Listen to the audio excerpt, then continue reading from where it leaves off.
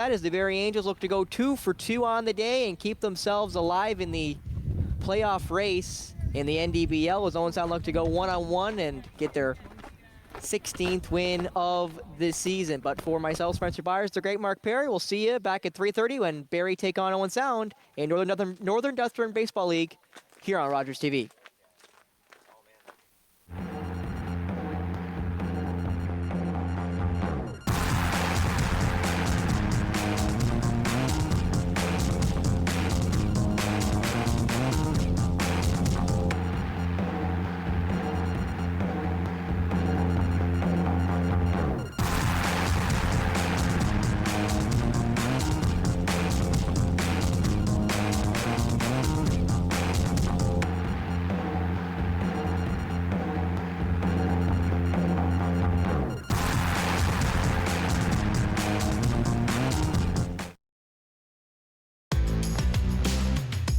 This is Rogers TV.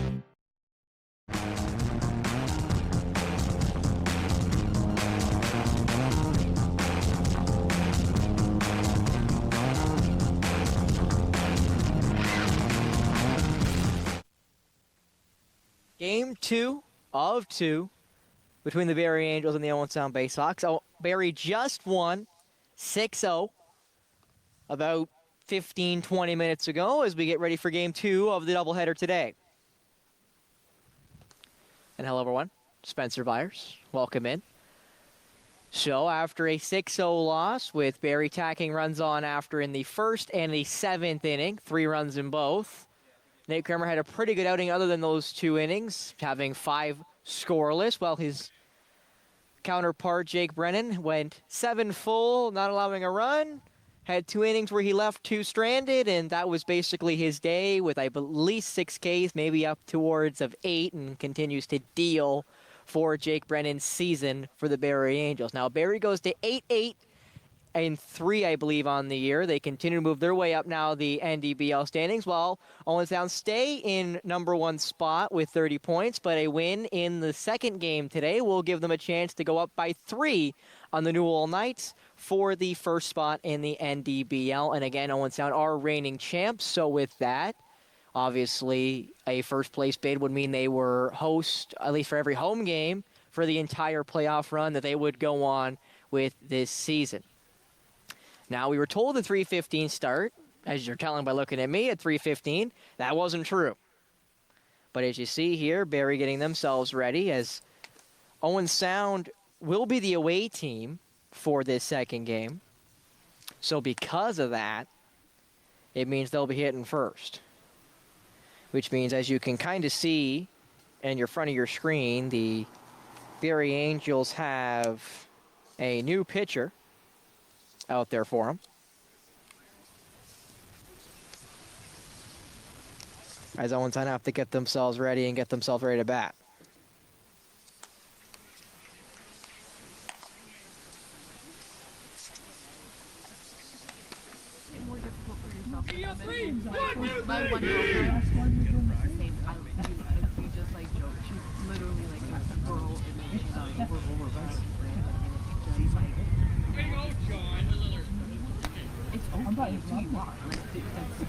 Right? Like there's nothing is going to change it. It's like you're looking at me, you make it more difficult for yourself. Like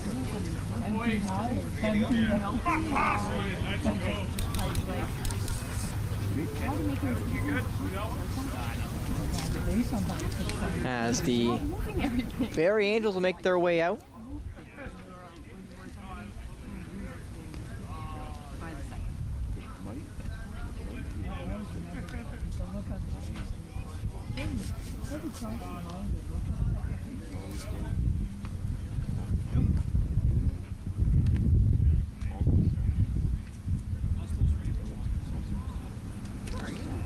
As you can see there, the Barrie Angels' defense has made their way out.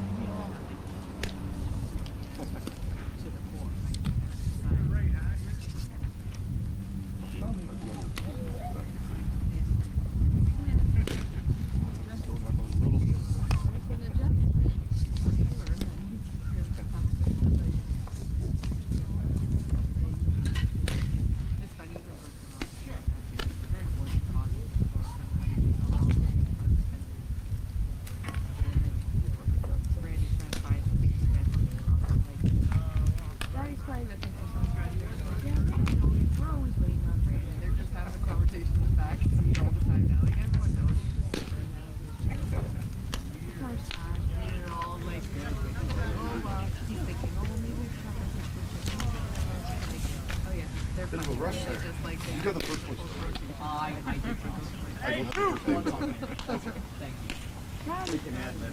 And it is Graham Marshall at the Mount Fair for the Angel. I thought he'd take an assumption, but he's not numbered on the stat sheet, but he has second most innings pitched on this team, so I had to take the great leap that Graham Marshall was the starter here for the second game. Only a couple of subs for this Barrie squad going into game 2. As Jake Brennan, the pitcher, will be DHing here for game 2. Johnston, who was DHing, will now move to first base. Well, Moss will move to second base, and Lavelle will move to left field, taking out Freeman Lloyd and Contreras Severino and Brandon Teppen. As leading off will be Ryan McNeil, and that one just outside of the zone and just by the catcher. As Hunter Reed let that one go by. As it'll be Ryan McNeil leading off again for the Baysox. On deck is Ryan Bartley this time. So Kirk Gibson will move down the order. And that's a ball. McNeil almost waved at it, but left it.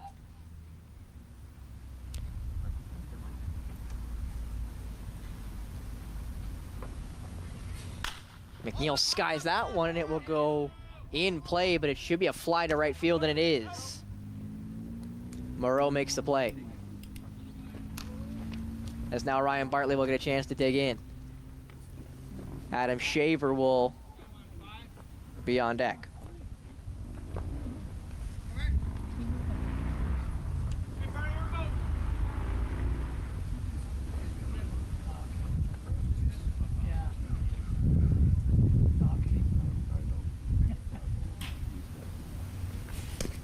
That one just misses Bartley there on the inside.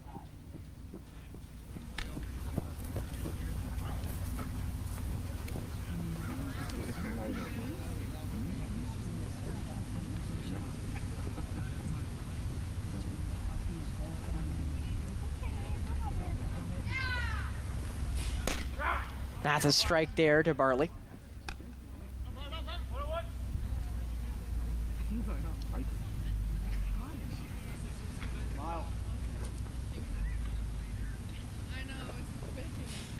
Bartley puts that one in play. Right to center field, and it beats him. Diving play, no good there for Nemeth as Bartley will cruise into second base. Good recovery there, though, by Cam Nemeth. But the double there for Ryan Bartley will now give a chance for the lefty Adam Shaver. As now on deck is Brian Post.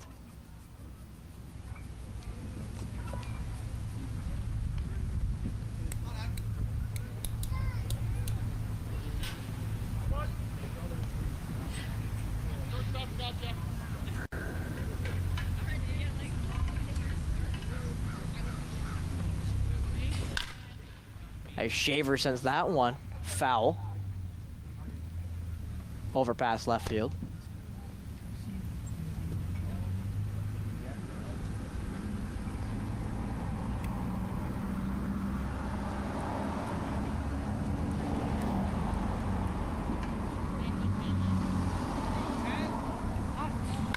Shaver skies that one, and it's going into foul territory.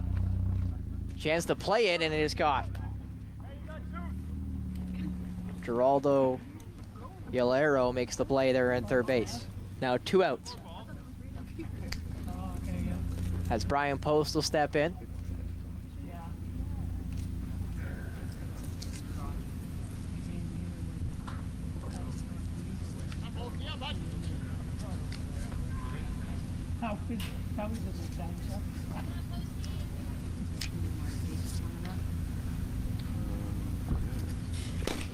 As Post swings at the first pitch there for strike one.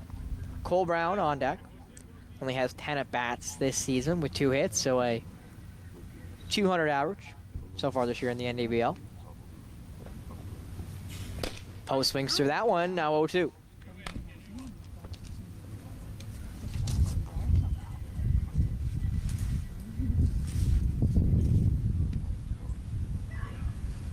Marsh looking to get himself out of this one, that one high.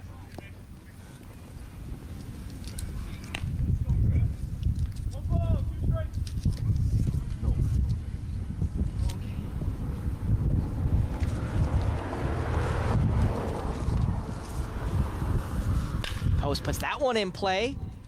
Good diving stop by the shortstop, and the gun will get him. Good catch there by Johnston to get the out from the absolute hose there by Thompson.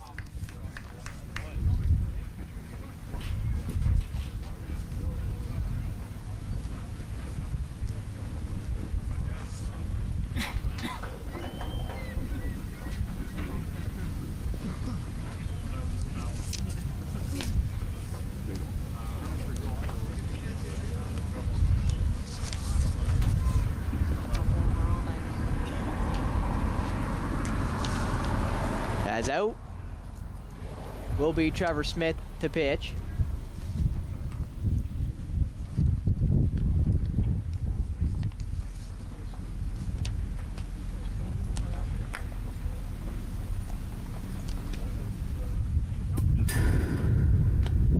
Trevor Smith puts that one by the backstop.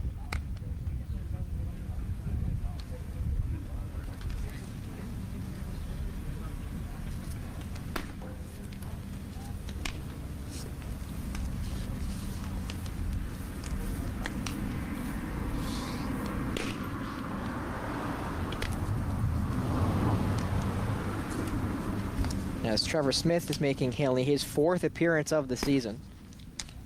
Has allowed only 1 run in 13 innings of ball so far this year. 11 Ks, 3 wins out of 3 appearances. So Trevor Smith has been very good for Owen Sound this year, and they need to be good again today if they want to get their opening win of the day.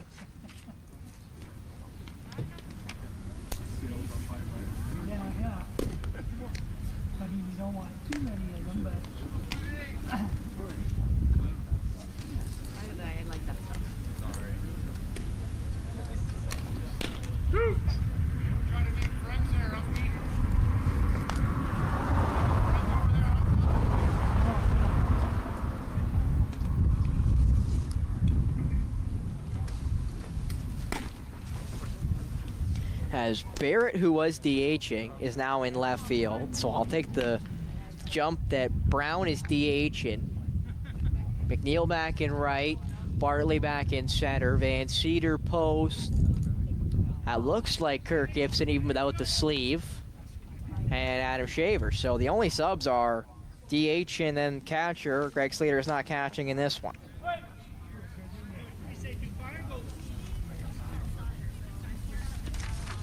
Smith, that one goes for a ball. Just missed the strike zone there of Nemeth.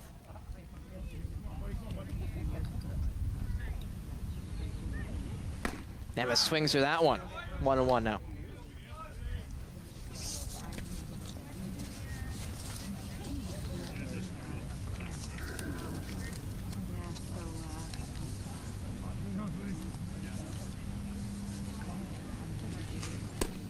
And that's a strike there, 2-1 out.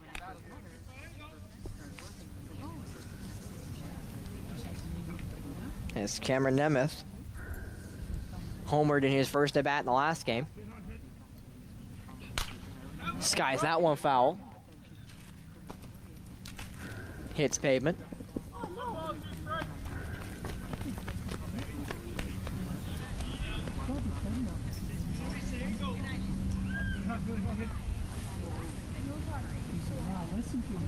Smith puts that one, again foul back. Nemeth's keeping himself alive here.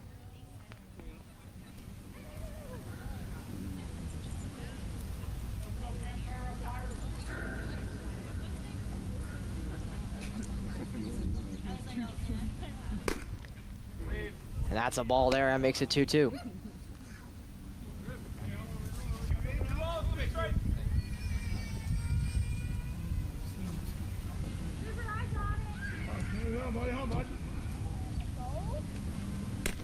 That one outside. We'll run the count full for Cameron Nemeth.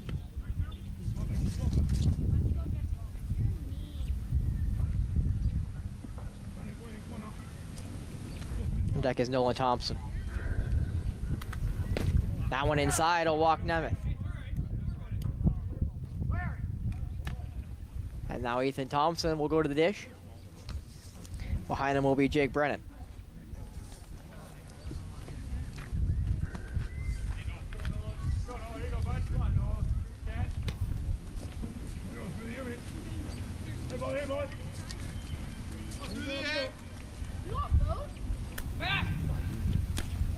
Pitch back there by Trevor Smith, trying to keep Nemeth honest.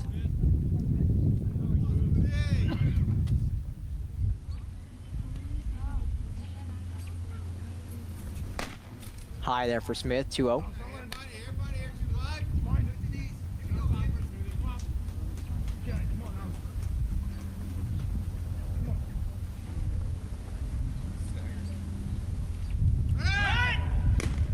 Runner goes, and that will be easy steal there for Nemeth. Pardon me, it is 1 ball, 1 strike.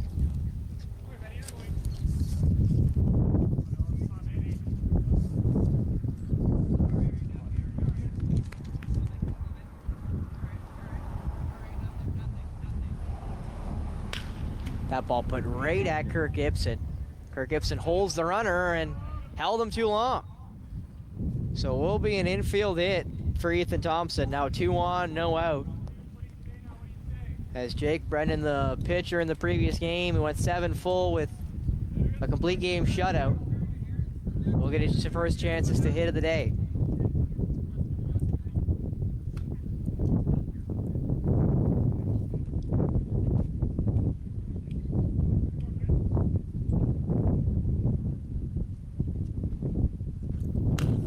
Brennan fouls that one back as it goes into the parking lot.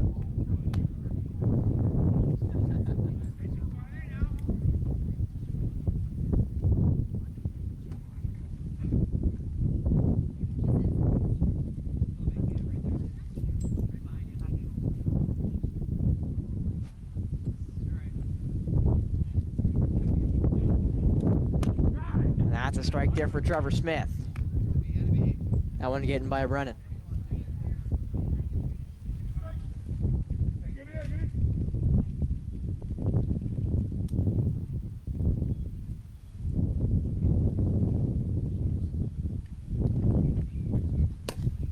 That one just low there for Smith, looking for strike 3. Now 1-2.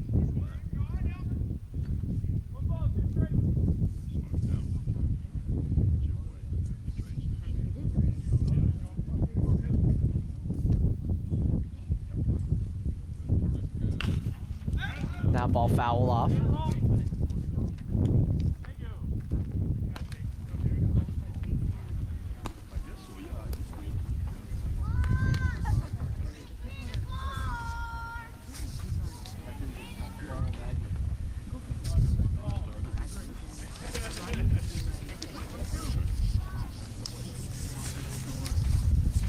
I play with my paper. Still 1-2. Smith puts that one well high. Now 2-2. Every hitter so far. Batting their way back in counts. Again, guys on first and second. No out so far for Trevor Smith.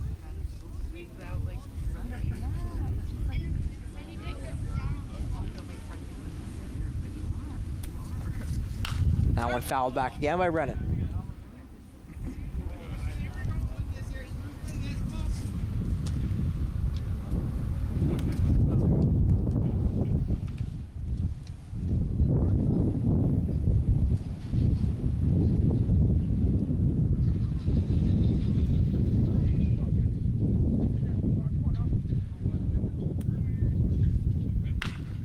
That one put foul again, this time right way.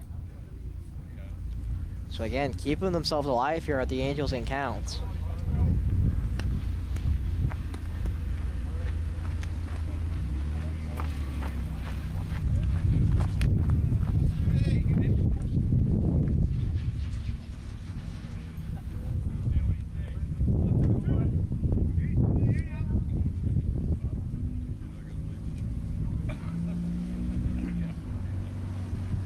Still 2-2.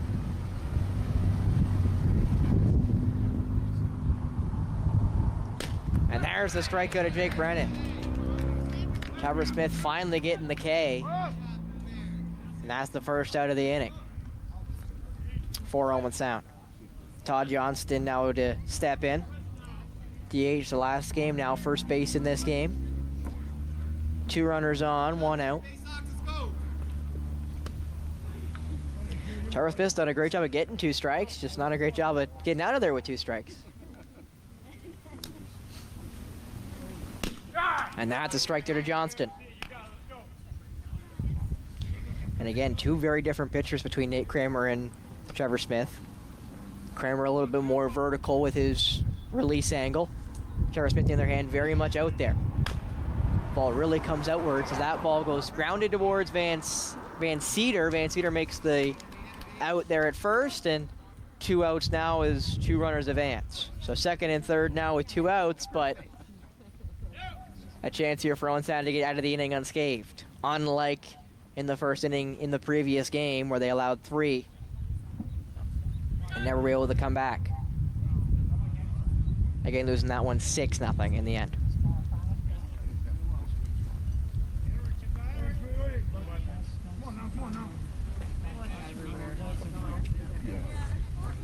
As Moreau now steps back in. That one outside.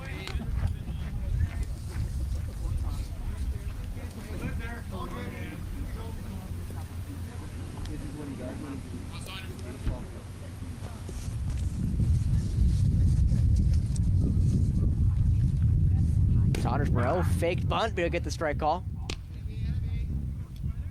I always thought he could beat out a throw by Shaver there at third, or maybe Smith went to go play it. And again, I guess just trying to make them decide if they're going to go home and try to get Nemeth or go to first. Strike 2 there past Moreau. Now 1-2 with Smith a chance to get himself out of the inning.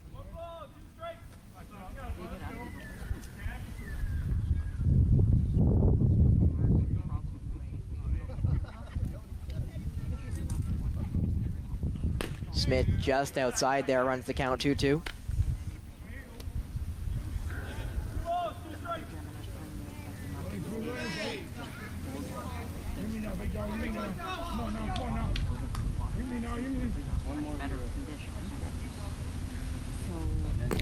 That one in the dirt.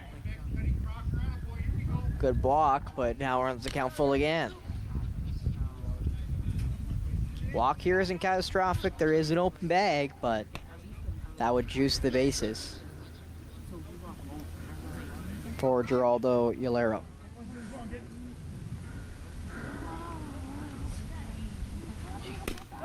And that's a strike 3 to Moreau. Thought it might have been a little outside, but strike 3 call for Trevor Smith, his second K of the day, and he'll get out of it, stranding 2 runners. Big strikeout there for Trevor Smith to get out of trouble. And that will end the inning.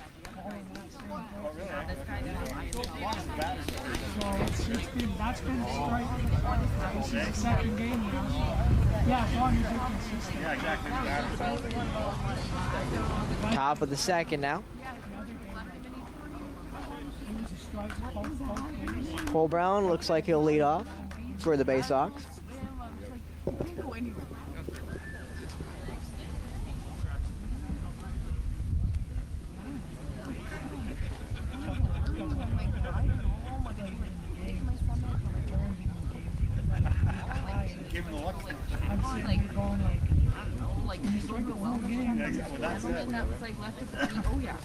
Stand and look at it.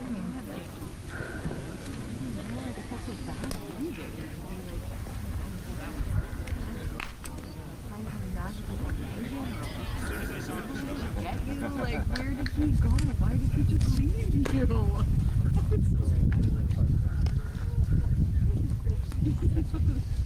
And Graham Marshall, 26 innings played, 6 games appeared. So he allowed 9 runs, has 36 Ks and 2 wins. So again, these two-headed monster of Jake Brennan and Graham Marshall is just about the best around the league as well. Very good duo between Marshall and Brennan. But obviously, just the two pitchers haven't been able to do enough here for Barrie, who are in the bottom half of the standings. But with the win earlier, they've moved themselves up. With that win, they are now on 19 points, which ties them with Bolton for 6th. And I will mention, if they win this game, they go to 9-8-3, which would put them above Bolton and above Midland for 5th, and they go into 5th spot in the NDBL. And leave Owen Sound in first, but only 1 point ahead of New Lowell, both teams with 3 games remaining. As Cole Brown will step in, Kirk Gibson will follow him.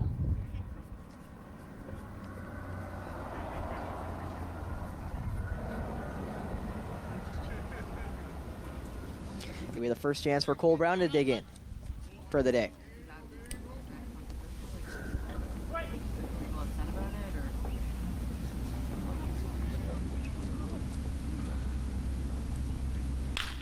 Brown will put that one in play, and it will sit in center field for a single. So Cole Brown will reach safely off the bloop.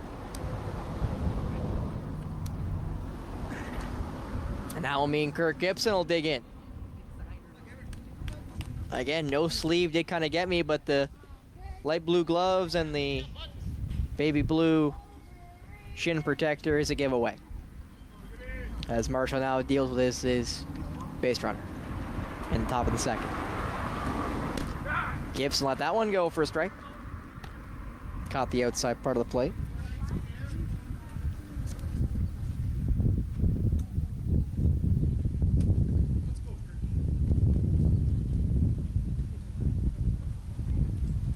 Gibson slams that one up the middle, and it will get through. Single for Kirk Gibson. Will now mean 2 guys are on with no out.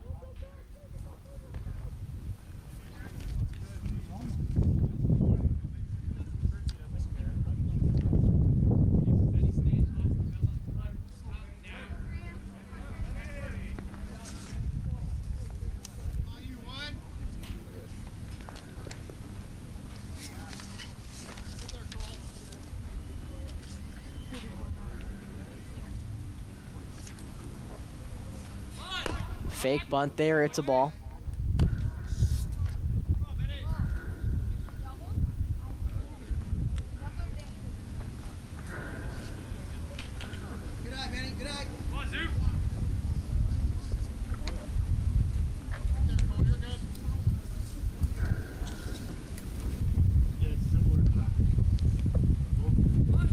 As Sikora bunts it. Everyone moves over. Will he make it? No, the ball got airmail past first base. No, he was covering first base. So that scores 1. Kirk comes around for 2, and that's the first 2 runs of the day for the Baysox. Finally on the board. In the 8th inning, or actually, pardon me, 9th inning of play for the Baysox today, they finally get their first runs on a wild pitch.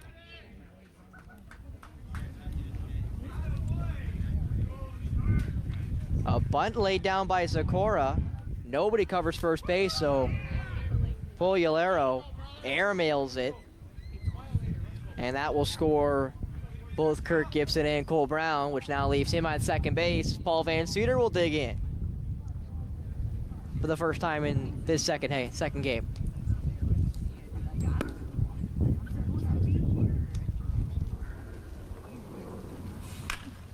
And Cedar pops that one up, and it's going to scoot its way out of play and die itself just in front of the batter's eye.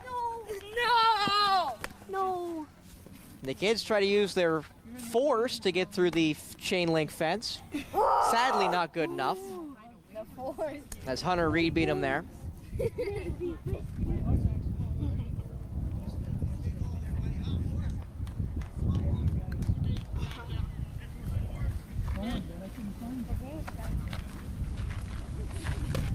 That one swung through by Van Cedar, now 0-2.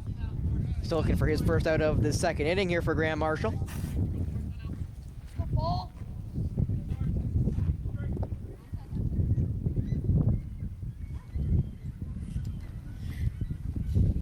Van Cedar puts that one right to short.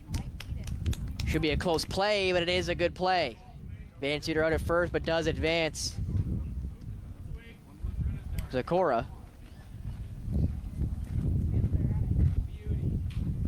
Good job, Paul. Way to move him over. So that's now the first out.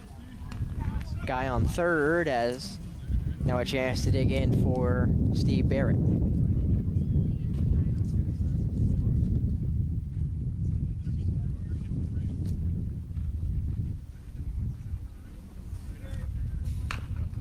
That one hit the inside part of the bat.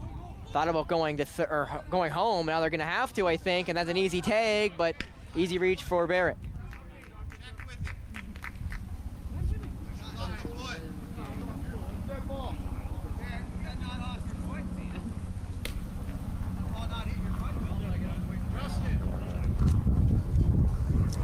Owen sounded like it thought it hit off Barrett's foot. Barrett apparently didn't feel it if it did, so wait a second here. Because they do play by the honor rules, so if either umpire didn't see it, we'll see if they can make that call. I don't think either umpire saw it hit off his foot. If it did. So McNeil will now dig in, 2 outs. 2-0 now, Owen's down with their first runs of the day, while Barrett will sit at first. Top of the order now for Owen Sound again.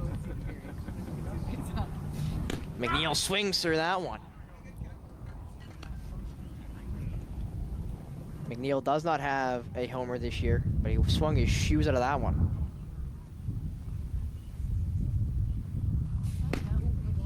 That's a ball there. 1-1 now.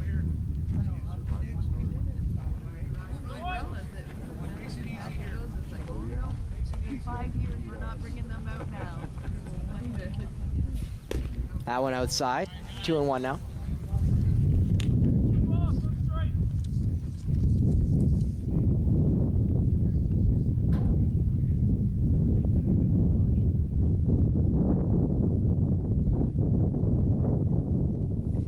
McNeil swings out of that one. 2-2 now. With 2 outs in the second.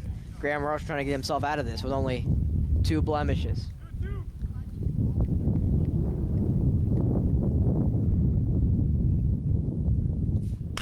McNeil got a hold of that one. It goes to center field, backing towards the track, but it is caught. Tracked down there by Nemeth. And that will end the damage at 2-0 Owen Sound as we go into the bottom of the second.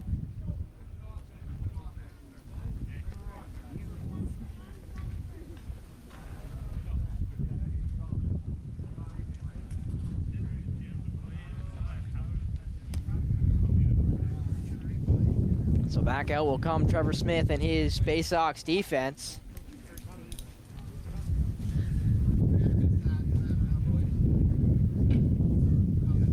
As Trevor Smith looked really good in that first inning, was able to strand 2 runners, but got 2 strikes against just about everybody, but just couldn't get the third one.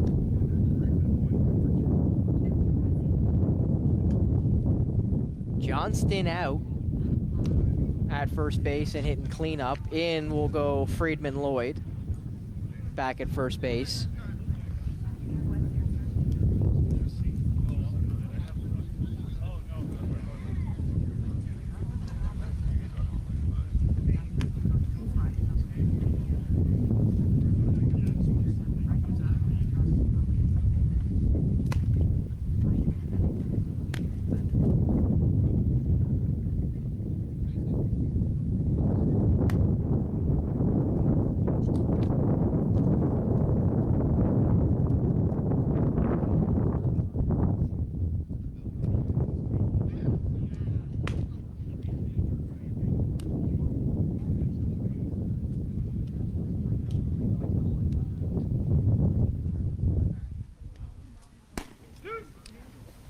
As leading off here in this second inning,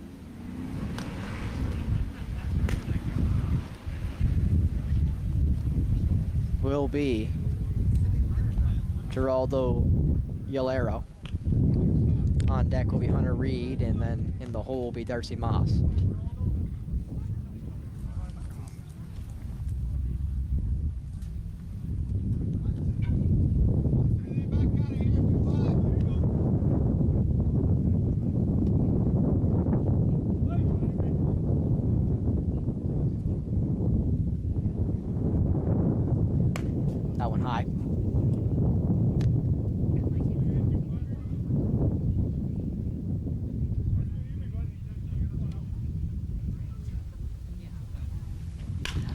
Yolero puts that one into left center field. That one may get down. And it does. Barley catches off the one hop, fires into Gibson, fires for Van Cedar, and he never caught it, so it's a safe there for Geraldo Yolero. I think the throw did beat him, but just not caught there by Van Cedar, so Yolero will get the double. Which now means Hunter Reed will dig in. Darcy Moss will sit on deck.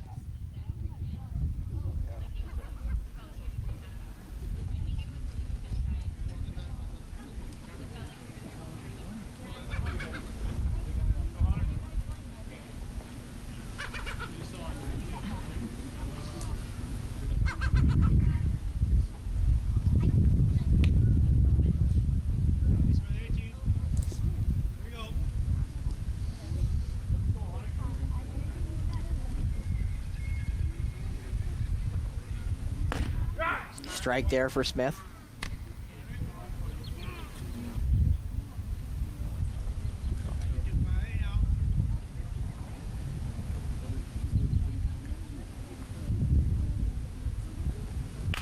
That one swung on. It will end up getting to right field. Will it score? Fired in by McNeil.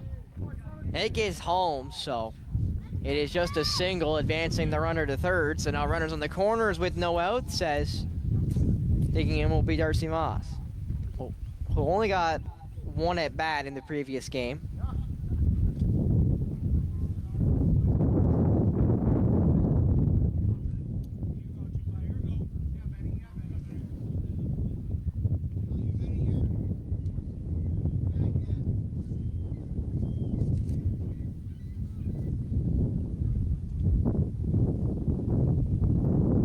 Smith, that one's inside. It goes by and it will score and run easy. Yolero will score the first run in a wild pitch.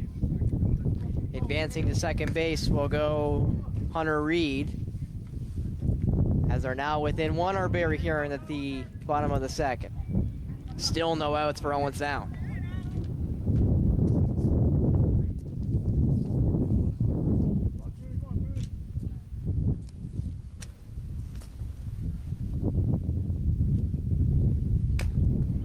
Swung through, made contact, but caught by the catcher, so it is a strike.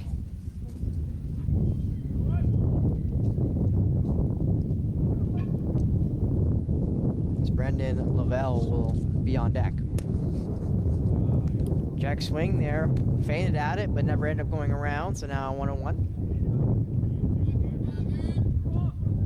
Pardon me, 2 balls, 1 strike.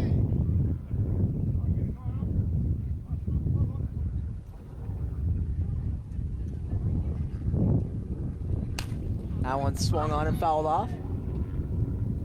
Right near the washrooms. The Wild Dogs and the kids go to collect the ball. And now 2-2 here. Trevor Smith looking for his first out of the game. Or first out of the inning, pardon me.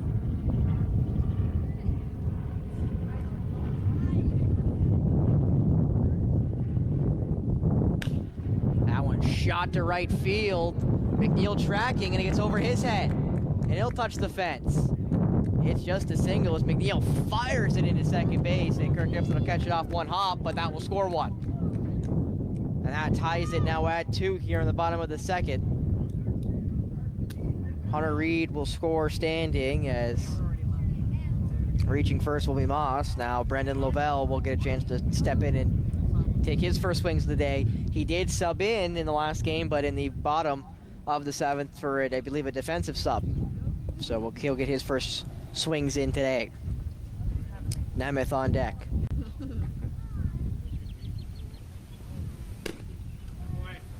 And that's just outside for Trevor Smith.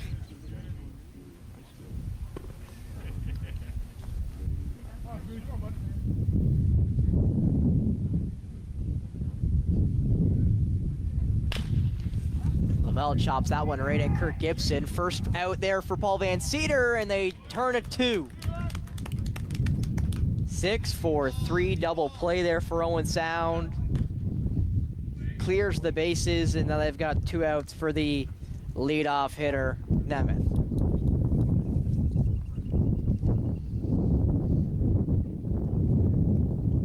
Cameron Nemeth walked in the previous inning.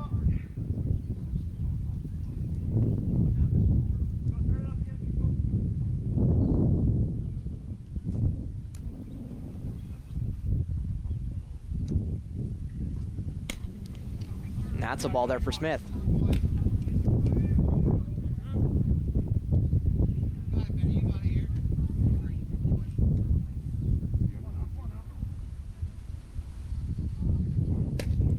That's a strike, but dropped by the catcher. Sometimes it fools the umpire. That time it didn't.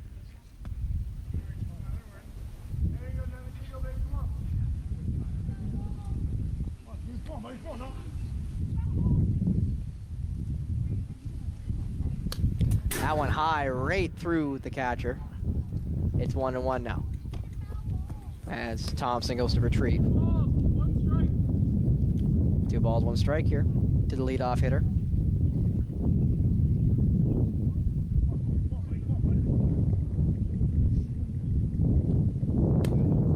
That's just outside, make it 3-1 to Nemeth. Looks to collect his second walk of this game.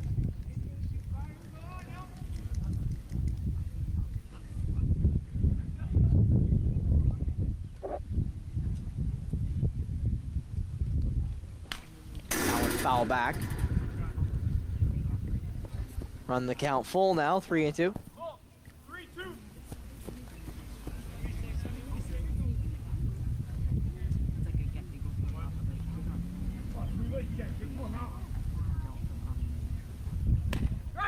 And that's strike 3. Nemeth maybe thought it was the walk, but he'll walk now to the dugout, and that will end the inning. Only 2 runs of damage against Owen Sound as we go to the top of the third, still even. 2-2.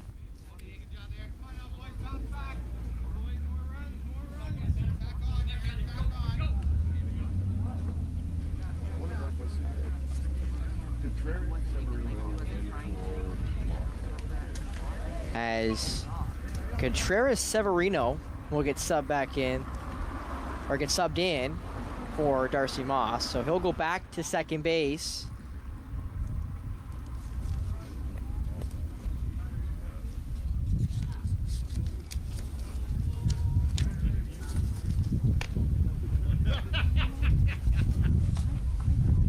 Will Leo Contreras Severino. So already some early subs here for Barrie. Trading Johnston back out for Friedman Lloyd, and then Moss back out for Contreras Severino. And yes, I do know the comparisons to Contreras Severino. I mean, instantly I think of Wilson Contreras, catcher for the St. Louis Cardinals, previously of the Chicago Cubs. Then obviously, I believe his brother and William Contreras, who plays for the Atlanta Braves as a catcher and can absolutely rake, might I add. And then Severino makes me think of Luis Severino, former Yankee starting pitcher, now currently with the Oakland Athletics, in their barely playable field in Sacramento. I don't know if we've had a ranking yet of which one's worse, Sacramento or Steinbrenner Field for the Tampa Bay Rays, but I know they're 29th and 30th. I just don't know which one gets 30th. But I know whichever one doesn't going to get 29th in the home ballpark rankings, because it's a AAA ballpark, and I don't even know what Sacramento's ballpark is. I have to assume it's AAA for the Athletics, but I'm not 100% sure as they wait for their new stadium in Las Vegas, and Tampa waits for their new stadium / repairs to Tropicana that got its stadium ripped up from the most recent hurricane that swept through Florida, as Ryan Bartley will dig in here in the top of the third.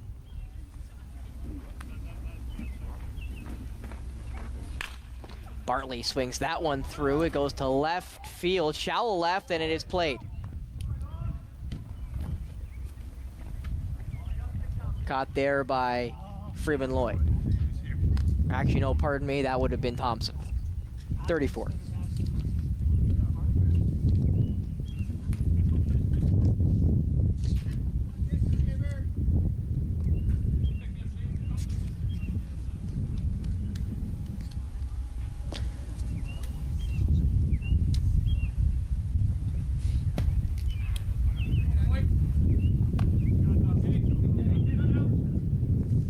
Caught there by Nolan Thompson. As now Adam Shaver will dig in the 3-hole. In this one. At the ball.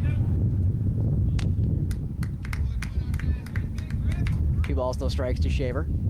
There for Graham Marshall.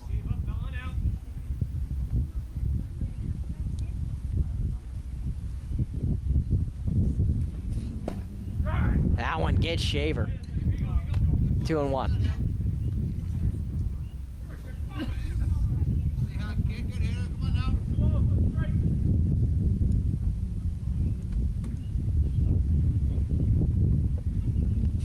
That one high. Shaver lets go. It's now 3-1. Chance for Shaver to walk his way to first base and let Brian Post step in.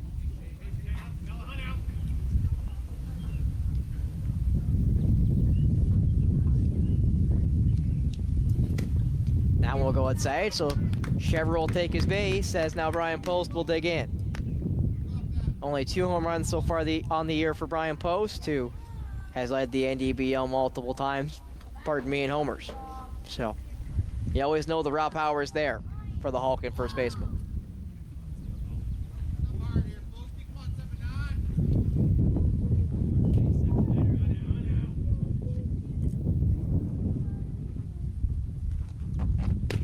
That's a strike there to Post. On deck is Cole Brown.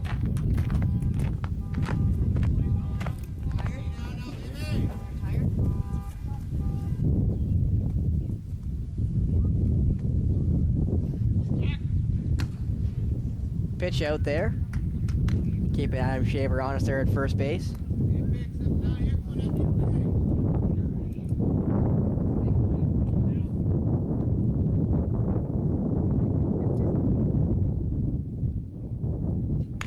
Post puts that one in, almost in play. It went down the right field line. Dribble it towards Friedman Lloyd. So now 1-2 here to Brian Post.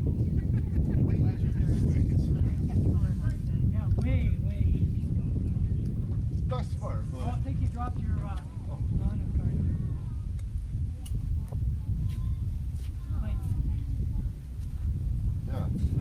card. Post almost finted that one. It's a ball, 2-2. What, lock the keys in the car?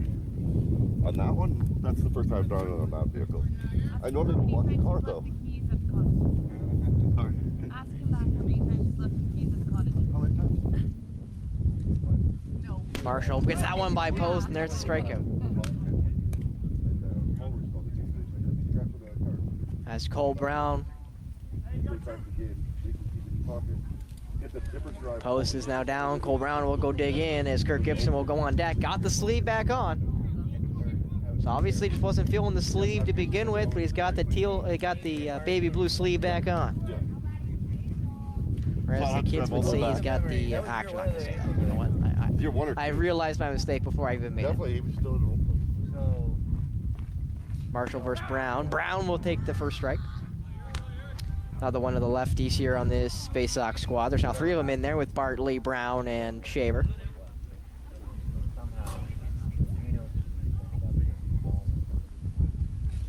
Brown, that one just missed his foot.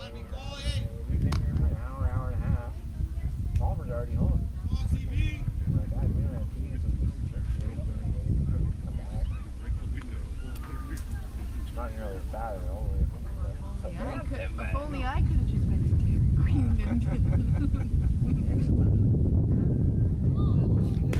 That one outside. 2 balls, 1 strike now for Cole Brown, who did score in the previous inning. He and Kirk Gibson were the 2 who scored. As that ball's thrown over at Shaver. Easily dives back in again. So Brown will wait for his next offering.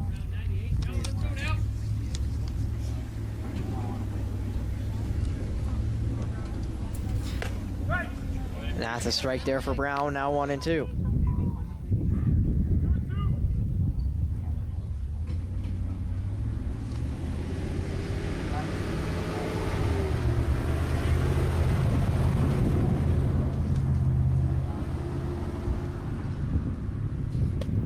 Brown almost waved at that one, and we're now 2-2.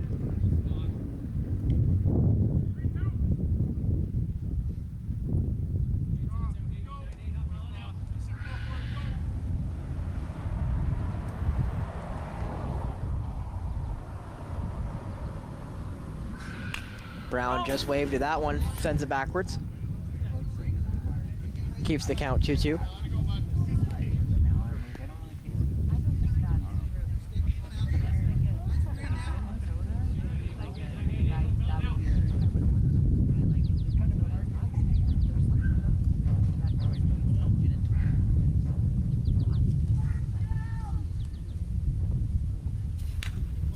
That one fouled back again by Brown.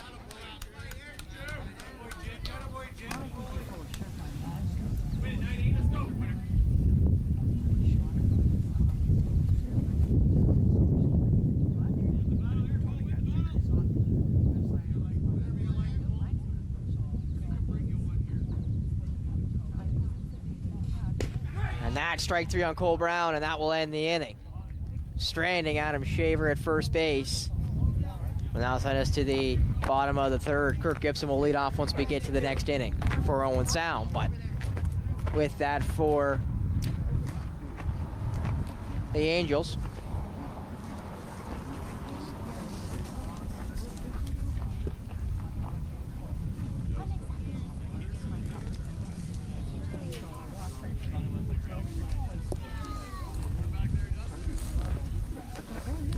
As you see there on the bottom of your screen, Owen Sound 15-3, just below them, New Lowell, and then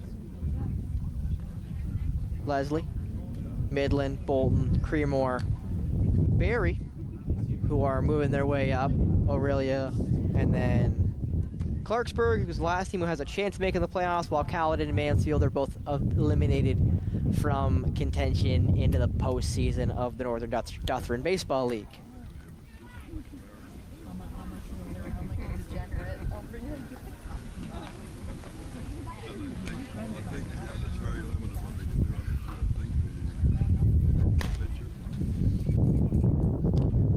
And Smith will go back to take them out. Leading off will be Thompson.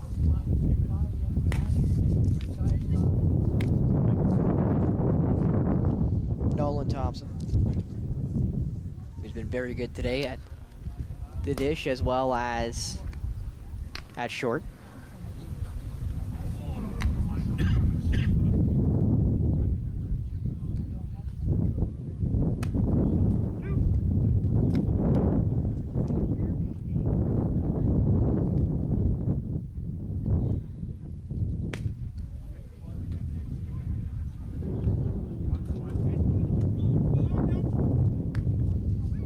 Thompson will go to dig in. Jake Brennan will wait on the on-deck circle. He struck out in his first at-bat today. Did Brennan.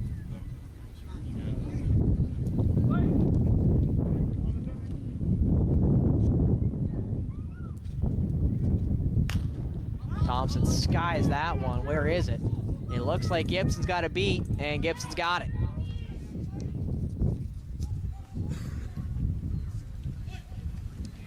Quick out there for Trevor Smith. It's now Jake Brennan will dig in with the lefty. As now Friedman Lloyd will go into the on-deck circle for the first time in this game. Was starting first base in the last one. Got subbed out to begin this one and got quickly subbed back in after the second. Strike there to Brennan.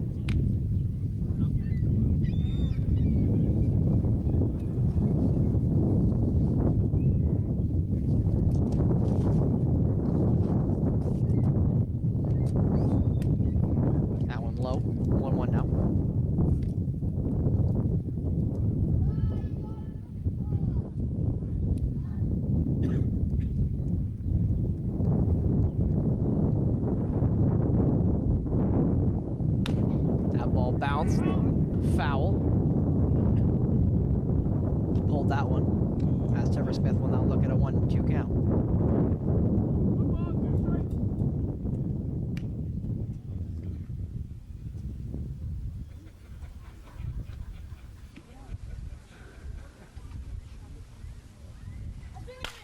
That one fired to right field. Will it leave the ballpark? McNeil's got a beat on it right towards the fence, and Ryan McNeil will nab it.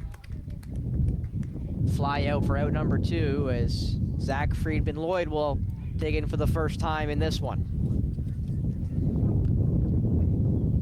not have much luck in the previous game. We'll see if he has a little bit better luck here in this second game.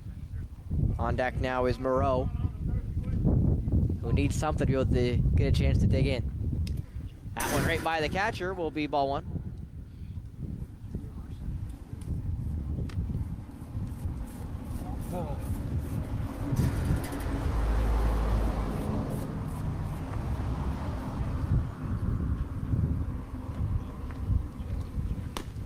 Not to strike, make it 1-1.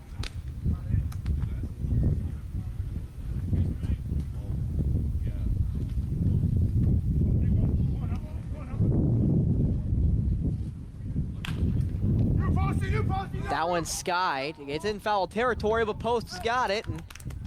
And the fly out will end the inning.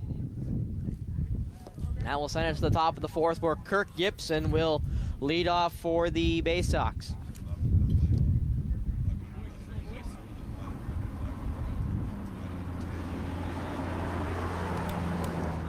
Graham Marshall will come back out here for the top of the fourth. Still 2-2 between the two sides. Again, Barrie did win the previous contest 6-0, so in that second inning, Owen Sound got their first runs of the day, and much needed ones off a technically error by Geraldo Yalero, so an E5, scoring 2 runs, but regardless of that, a pretty good day so far for Graham Marshall.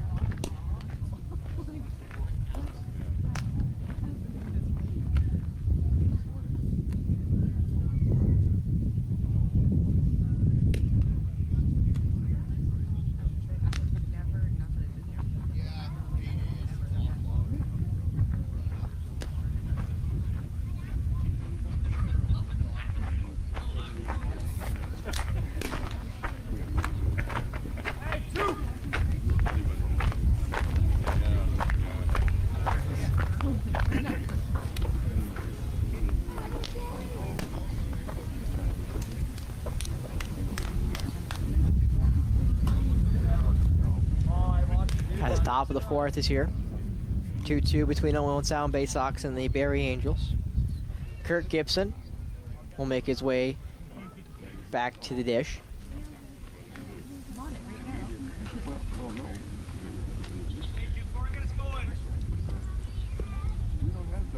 Kirk was the other one who scored with Cole Brown in the second inning to get Owen Sound's 2 runs on the E5.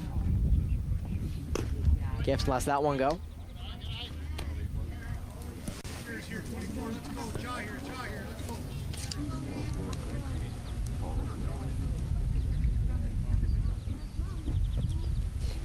Gibson lets that one go low. It's now 2-0. Hitters count for Gibson.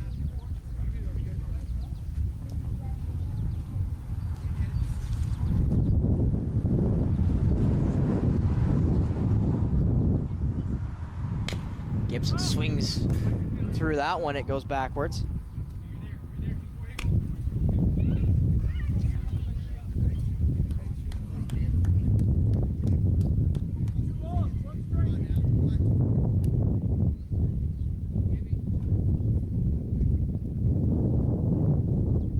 Gibson, that one's inside, 3-1.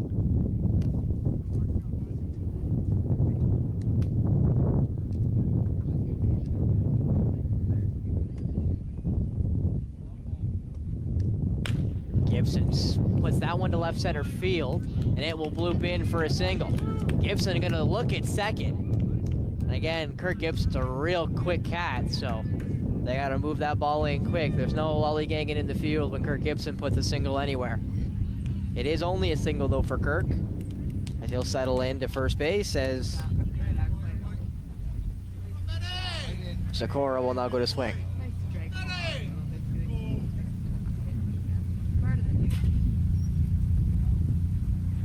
He's the one who bunted on base. Ended up being a double off the bunt because of the E5 after the wild throw by Yalero to the non-existent first baseman.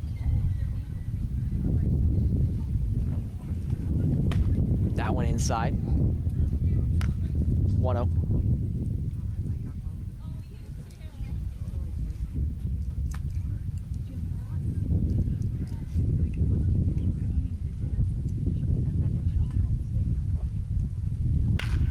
That one sent down the sent over left field. That's foul.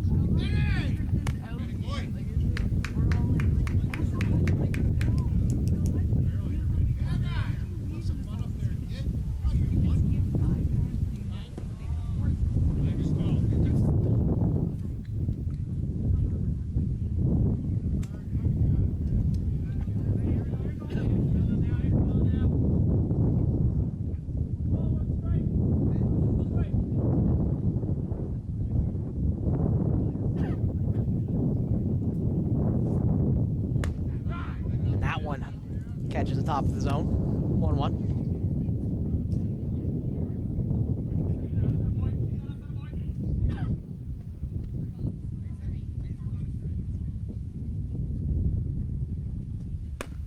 That one also high. 2-1.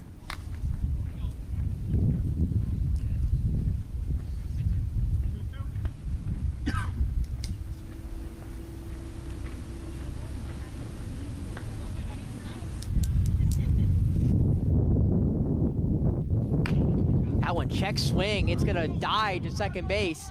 Should be played by the second baseman. Contreras Severino does make the play, and that will get the out, but Kirk Gibson will advance. As now Paul Van Cedar will dig in. First out of the fourth inning there from Zakora. As Paul Van Cedar will now dig in.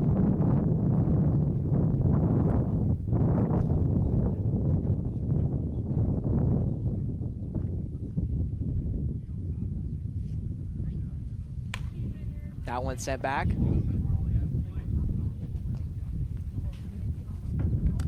I want to hit somebody's car. It wasn't mine.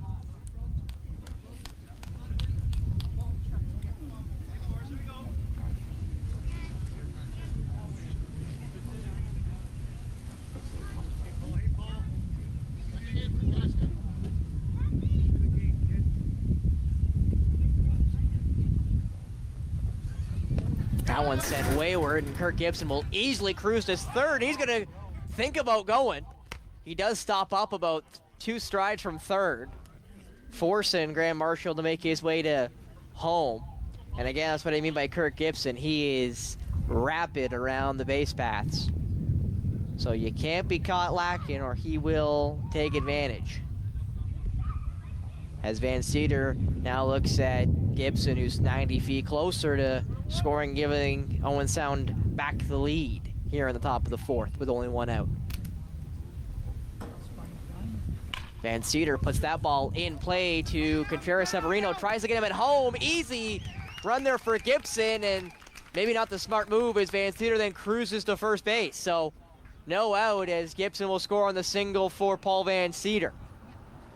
Gibson's second run of the day after scoring in the second. And now Steve Barrett will get a chance to dig back in for Owen Sound. Only 1 out with Paul Van Cedar on first.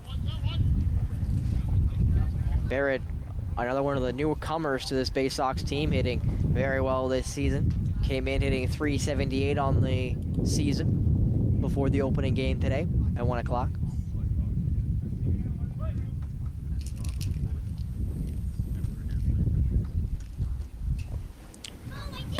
That ball in, strike 1.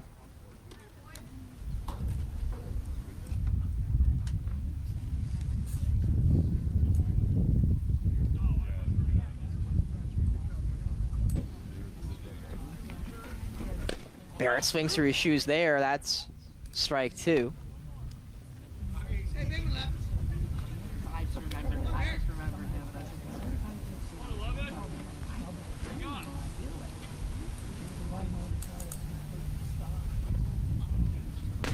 That's going to be a strike, and that's strike 3 to Barrett. 2 outs now with the K for Marshall. As back to the top of the order there for Ryan McNeil.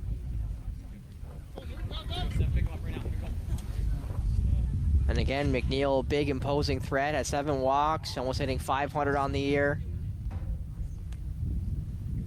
Has now 3 hit by pitches on the year with his 7 walks. That ball's fouled back.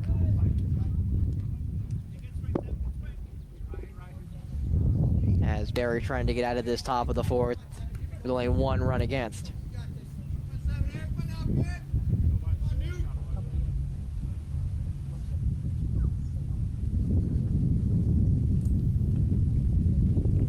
McNeil swings through that one, strike 2.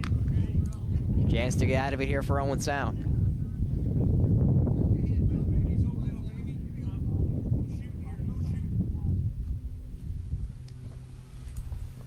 McNeil will send that one past first base, and that will be a single. Van Cedar will stick to second base, so it's a single for McNeil, and now up the bat will come Ryan Bartley with 2 on and only 2 out.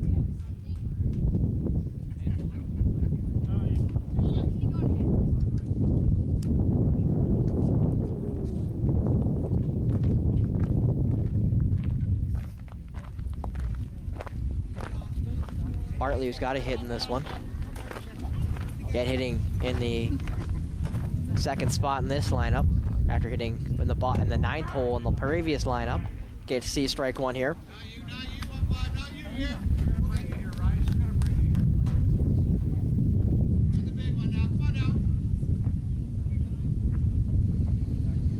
Bartley swings through that one, it goes backwards.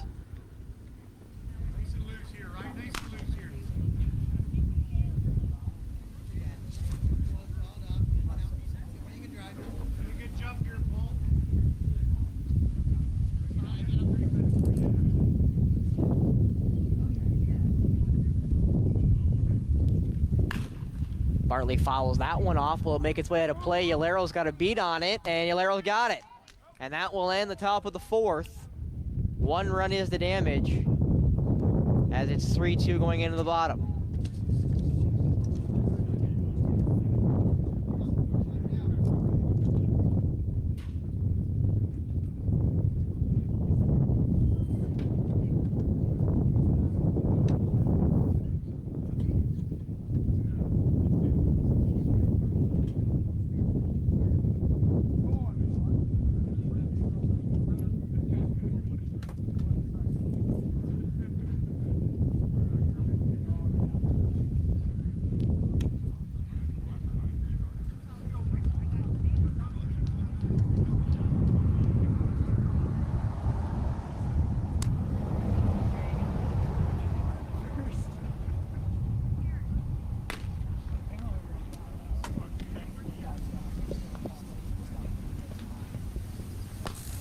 As Trevor Smith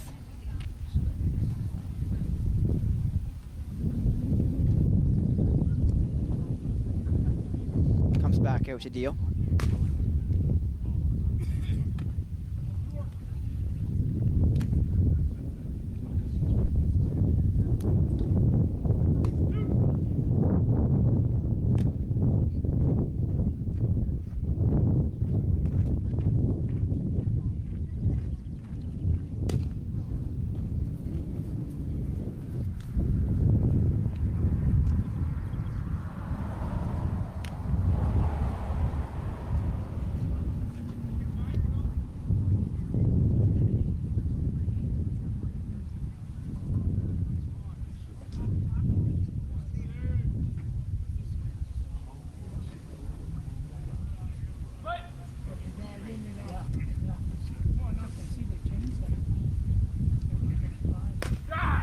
Strike there for Smith on Moreau.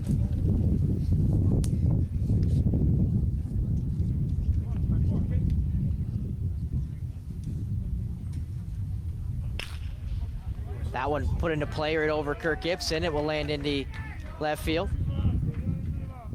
Fired in at Paul Van Cedar. So a single there for Moreau, who puts the arms in triumph.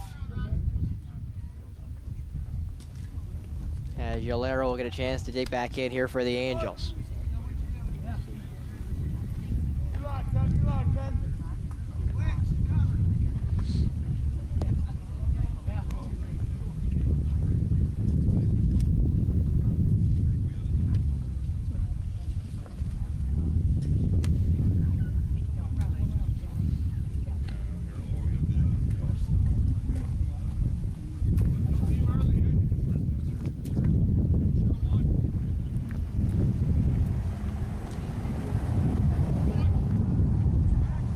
Check over at first base, keeping Moreau honest.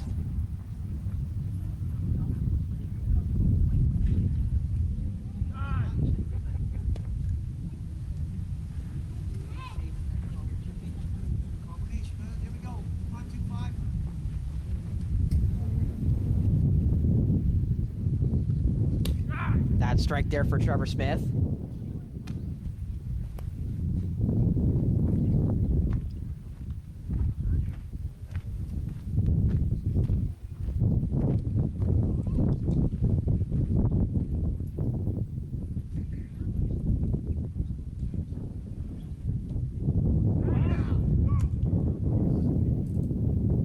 Got him in pickle. Moreau's stuck. Getting played around here. And they're gonna call instruction on Kirk Gibson, so it doesn't matter. And they're gonna give him second base. So Moreau wins the pickle.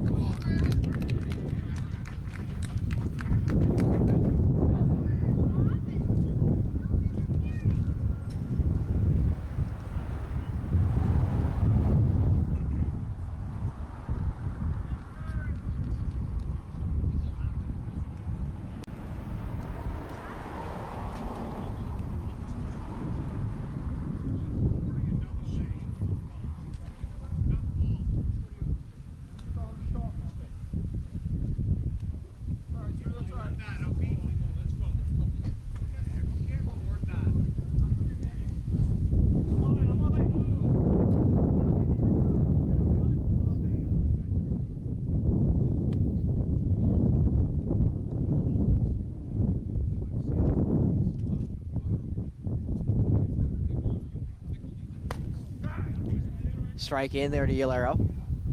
2 strikes.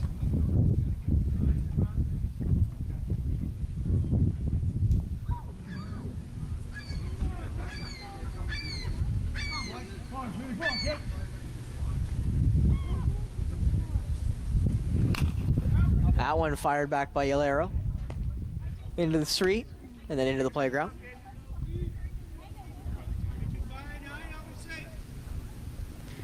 Yolero really keeping himself in this one.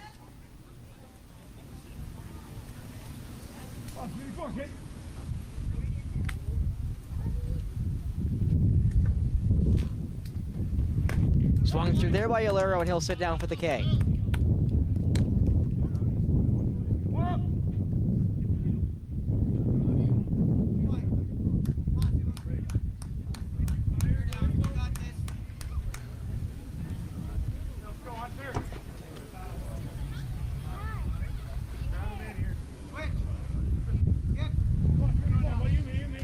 Hunter Reed now against Trevor Smith.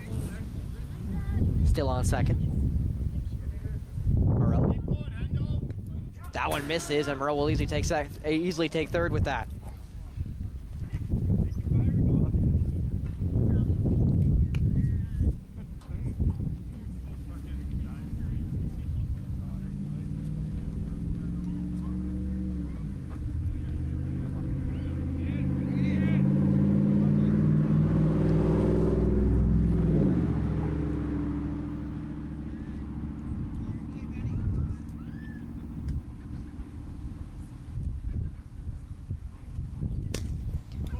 Caught.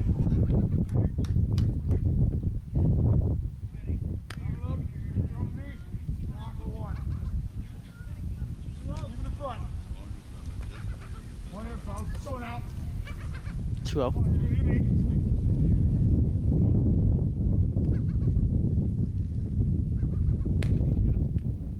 Just outside.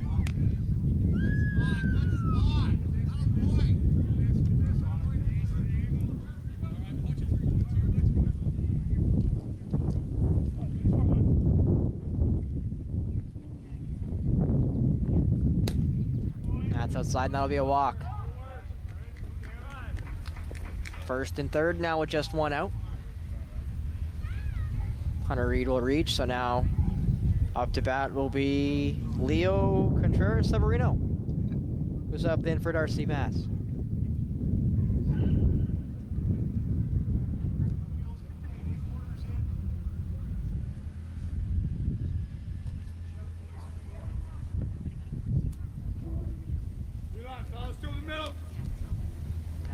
A little mount visit with Trevor Smith.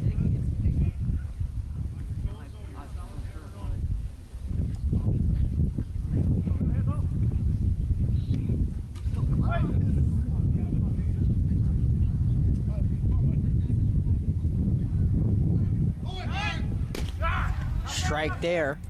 Easily taking second there was Hunter Reed, so he'll go now for third and second. With just one out as strike one there to Contreras-Severino.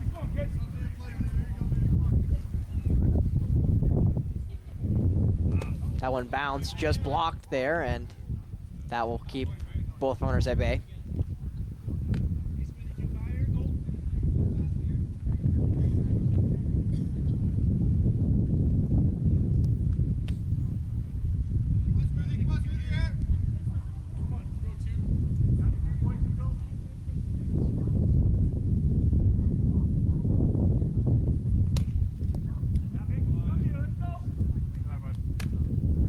Ball there.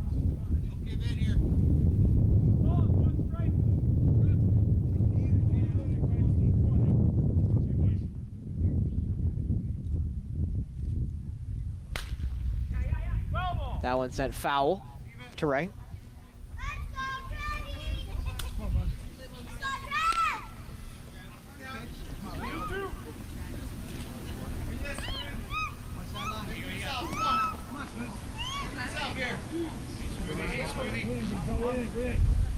You me. Come on, mate. That ball bounced. Smith got there. He may hold. Did he get him? He didn't. It'll be an infield hit. Trevor Smith just couldn't make the throw. Osmond for Lavelle. Pitch hitter. That's Osmond. So Osman for Lavelle here on the 9 hole. So the first chance is to dig in here for Lavelle, or pardon me, for Osmond.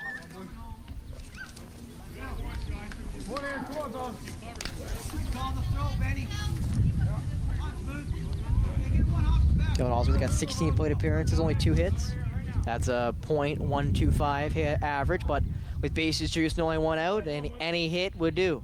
Even a productive out will tie the game. Ball there. Trevor Smith really having some problem locating in this fourth.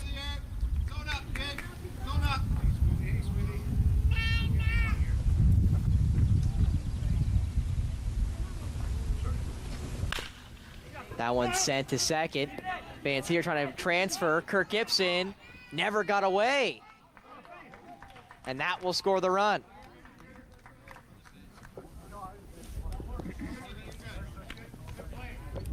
And that will make it 3-3 now with 2 outs. Runners on the corners as Cameron Nemeth will get a chance to dig in. As now Osmond will come straight out for Tippin. So Tippin will move to left field as Osmond had a chance to pinch hit, and he'll get pinch ran for. As now Contreras-Severino will technically pinch run for the catcher with the 2-out catcher rule, as Reed will go to the bench to get dressed up.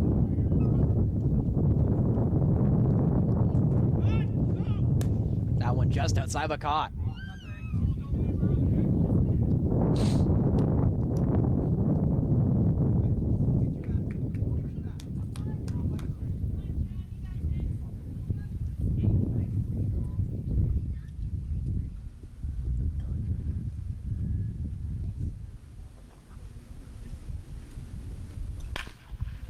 That ball shot right at Gibson and it beat him.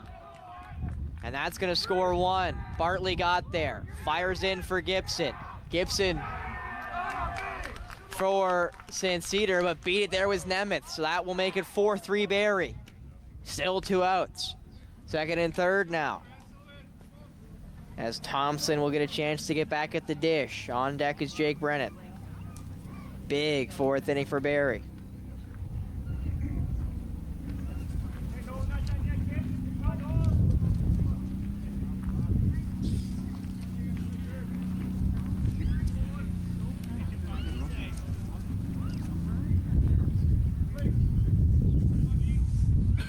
Nolan Thompson's double will give Barrie the lead. Their first of the contest, of this contest. That ball put towards left center field. That's gonna land in. That's gonna score at least one more. Make it 2 more. And this game's been blown wide open by the Angels. 6-3 now in favor of the away side here in the bottom of the 4th.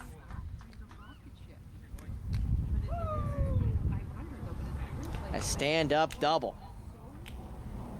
for Thompson. Well, now send Jake Brennan to the dish. 2 outs with a guy on second. A 4-run explosion here in the 4th gives Barrie the 3-run lead. And as Owen's only gotten 3 runs in the last 11 innings, it may be a struggle to come back. That one skied.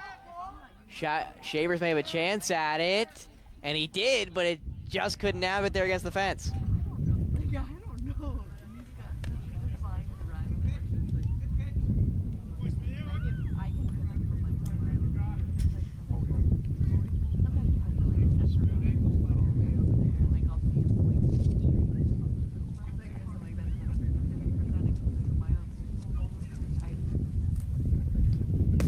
Smith to Brennan gets the strike.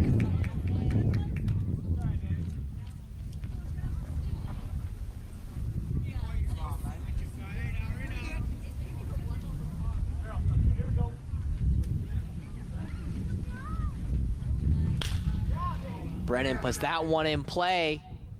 McNeil tracking back, and he will nab it, and that will finally end the bleeding there for Owen Sound. It's 4.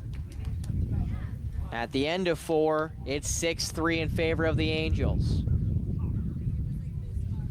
As Owen Sound's got to find some offense here.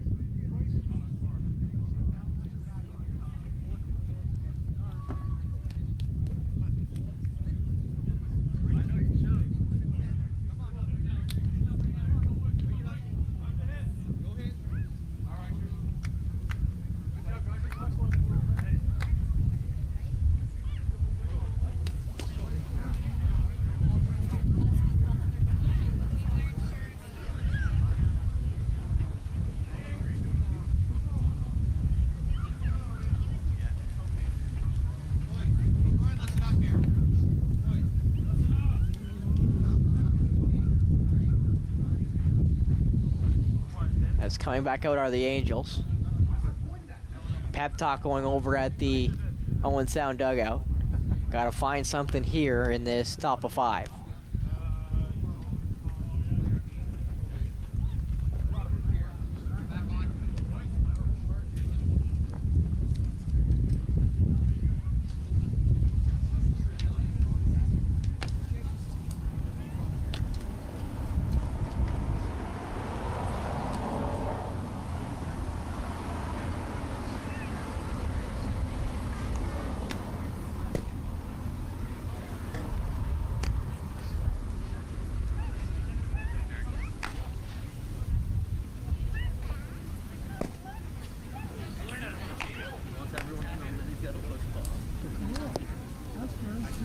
Graham Marshall does return for the top of the 5th.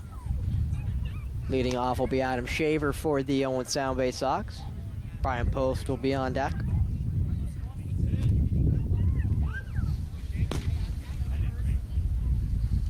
Those are maybe the two most powerful bats in this Owentown lineup. And Adam Shaver, who's got 4 home runs, and Brian Post has got 2. But as I've said repeatedly, without sounding like too much of a broken record, he's led the league multiple times in home runs. So there's lots of juice in that bat still.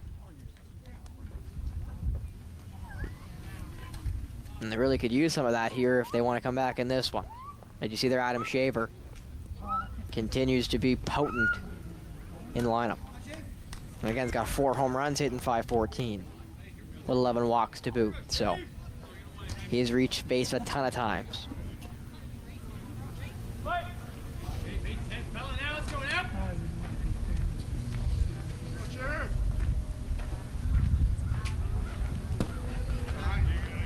And that one's low for Shaver. Ball 1.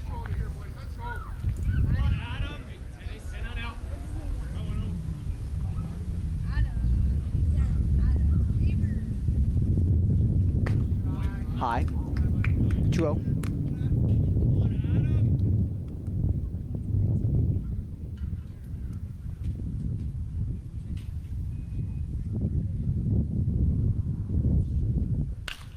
Shaver says that one foul.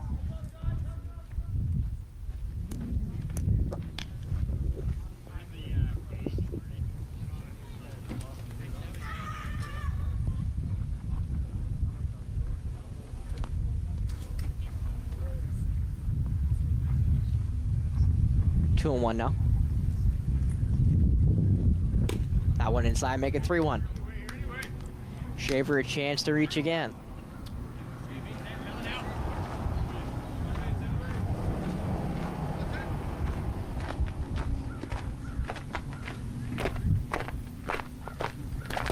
That one inside, and Shaver will walk.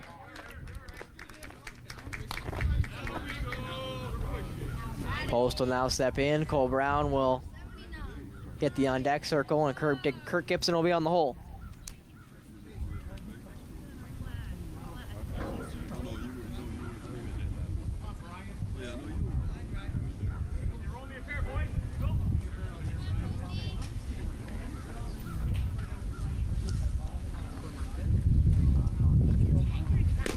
Post swings through that one. 0-1.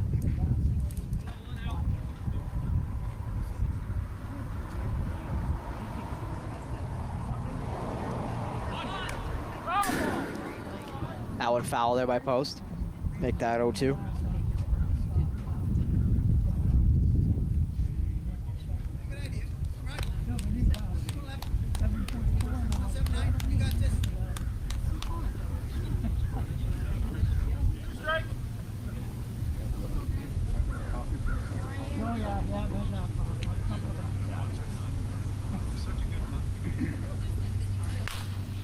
Post flies that one, and it will go foul.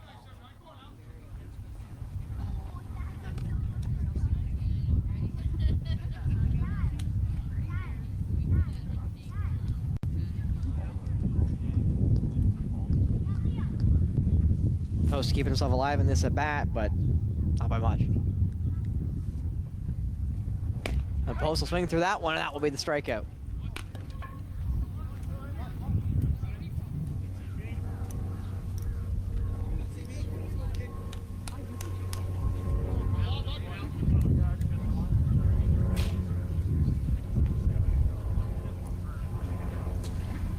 Cole Brown will now dig in.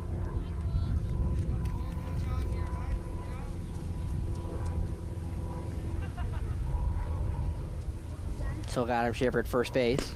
That's a strike to Cole Brown.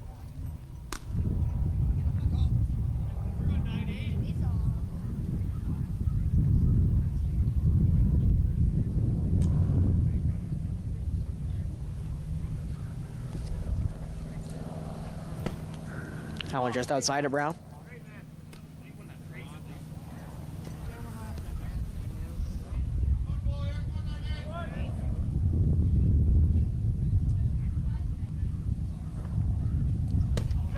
That's a strike to Brown, make that 1-2.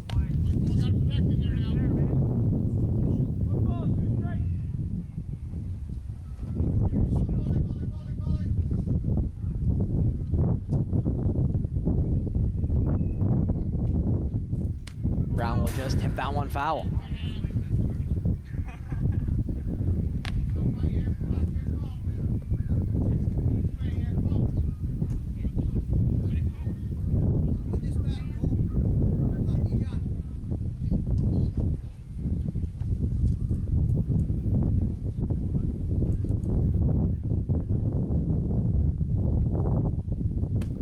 That one outside to Brown. 2-2.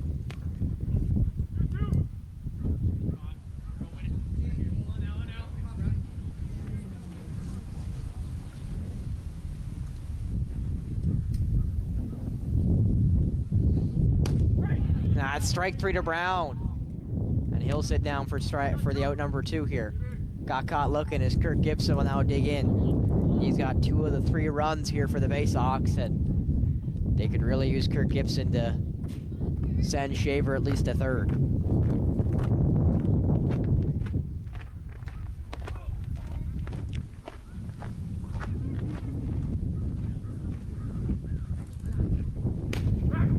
Strike there to Gibson. Gibson didn't like it, thought it was high.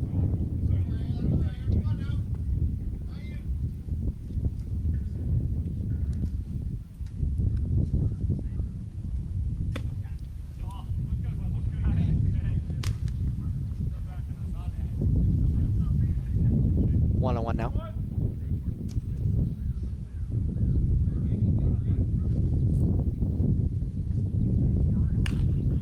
Gibson fouls that one back.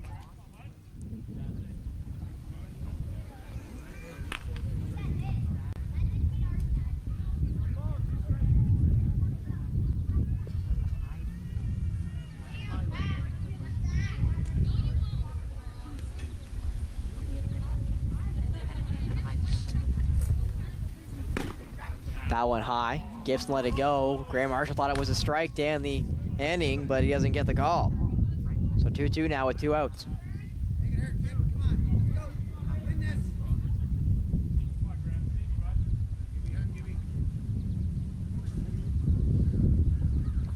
That one outside, make it 3-2 now as Gibson runs the count full.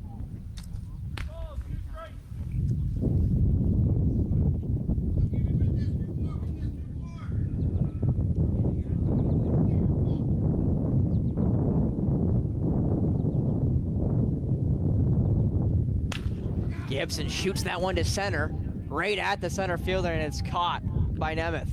And that ends the inning, or ends the top of the inning. As we now go to the bottom of 5, 6-3 in favor of Barrie. As again, outs or runs have just been very hard to come by here for Owen Sound.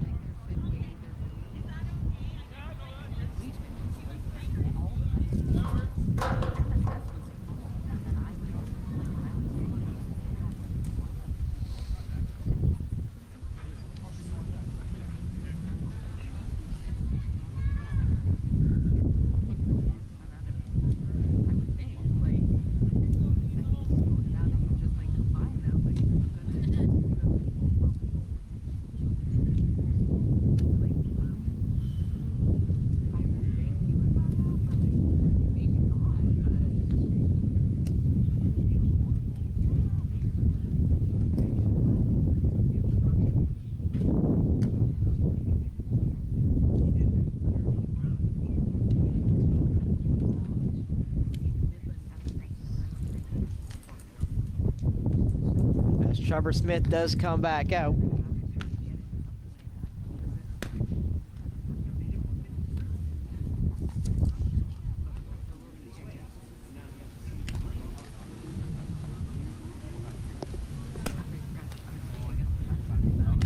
As now Friedman Lloyd will get a chance to dig back in, who got subbed in for Johnston back in the 2nd inning.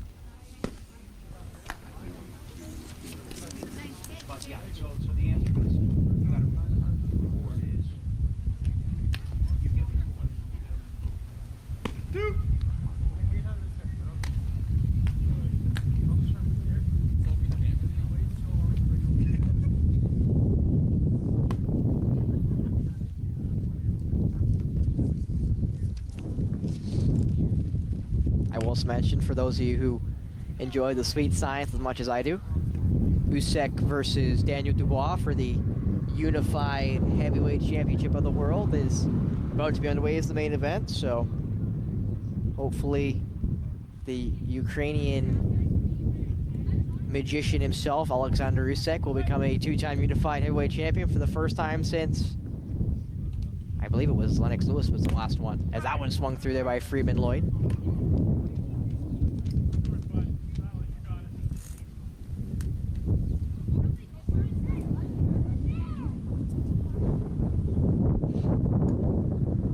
Smith puts that one inside the Nickham. It did. Freeman Lloyd got touched. Smith not happy about it, but it definitely looked like it nicked him. As now Moreau will get a chance to dig in. Hit by pitch sends Freeman Lloyd to first base.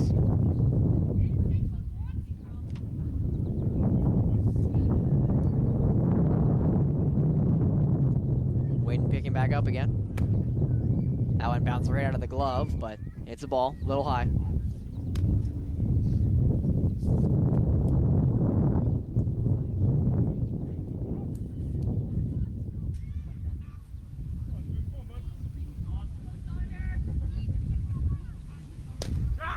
That's a strike. They fire towards first base. Post tried to swipe, but I think the swipe came up fruitless.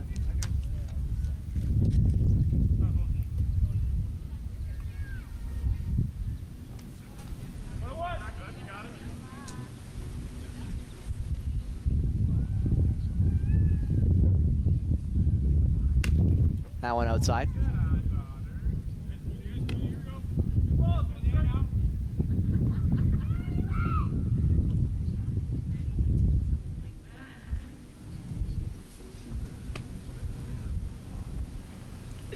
Come on now.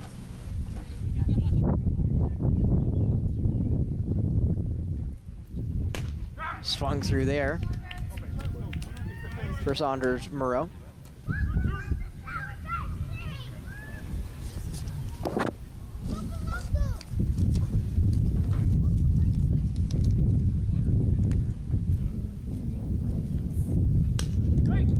And that's strike three against Saunders Moreau with how that one was outside.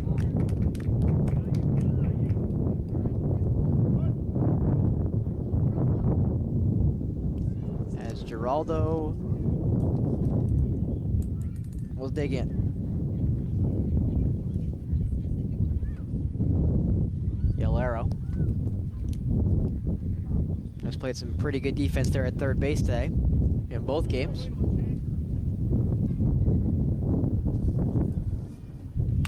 That one swung on, hits the backstop.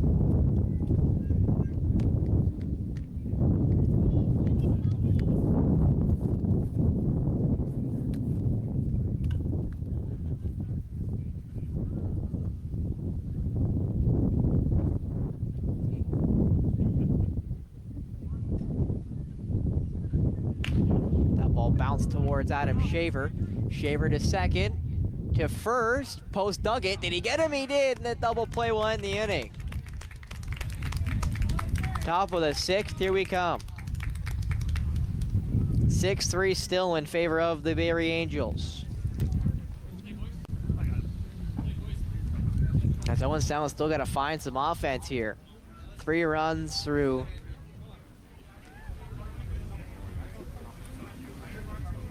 12 innings of work. As they go into the 13th inning of the doubleheader. As you see that on your screen, Owen Sound has clinched a playoff spot already. One of 4 teams, too. Right now they're just trying to clinch the #1 spot in the NDBL, which would mean they host every single playoff series en route to what Owen Sound would hope to be a second straight championship, or at least a deep run in the Northern Dufferin Baseball League playoff.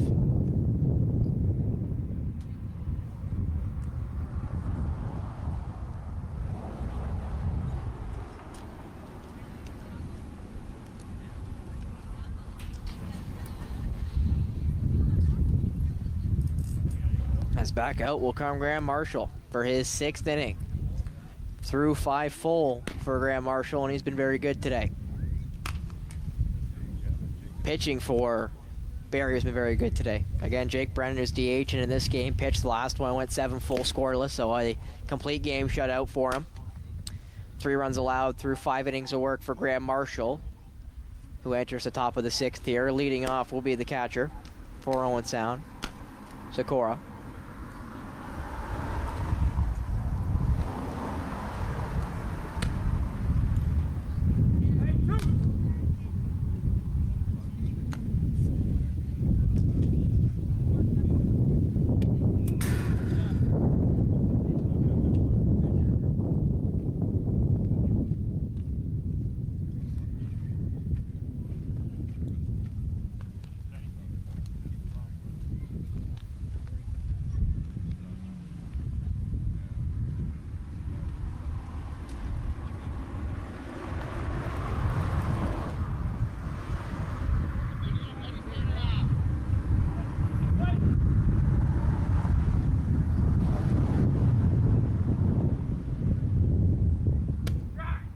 Strike one there.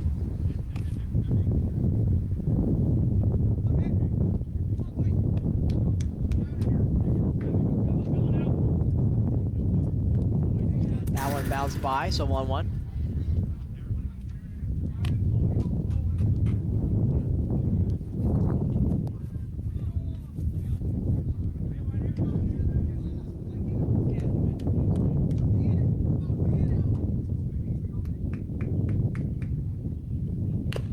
That one off the foot there, and that one definitely came up hopping there for Sikora.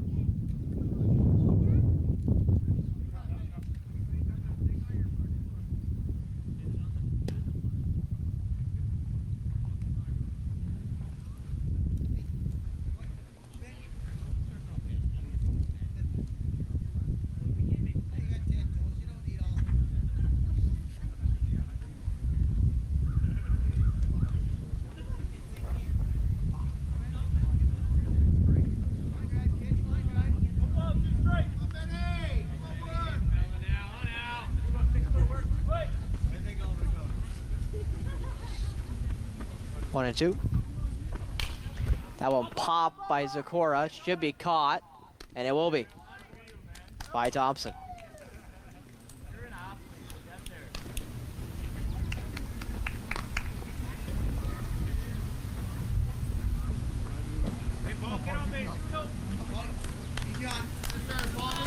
As now Paul Van Cedar will come back up to bat. The 8-hitter in this one, as Barrett, the 9-hitter, will sit on deck. McNeil in the hole, the leadoff hitter. That one just outside for Van Cedar.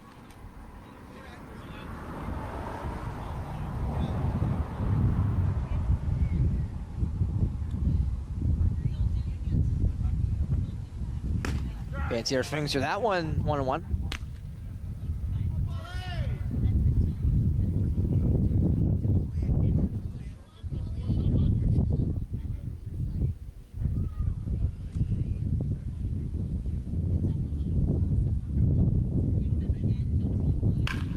Van Cedar puts that one right at Thompson at short. That little well wild, and it goes right towards the dugout, but not in it, so Van Cedar will stay at first with the single.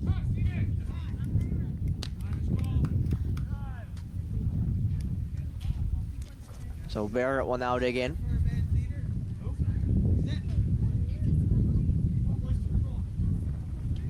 Van Cedar will get pulled. Pinch runner will come in for Van Cedar. It'll be Kevin Zettler. So Zettler will now move to second base, as Van Cedar will exit stage left after a good day at the plate and in the field. Barrett now comes to the dish with McNeil on deck.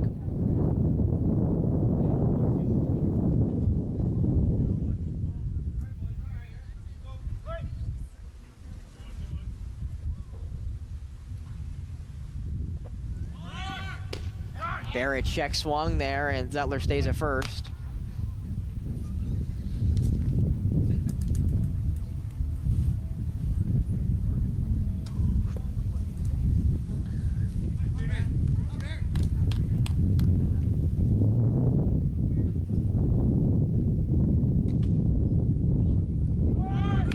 Zettler will now go. Barrett fouls that one, but Yolaro's got a beat on it. He'll catch it for the second out. McNeil will now go to the dish. Zettler forced to stay at first there with the catch in foul territory for Geraldo Yolaro, and now Owen Sound again have a chance to go fruitless with a duck on the pond.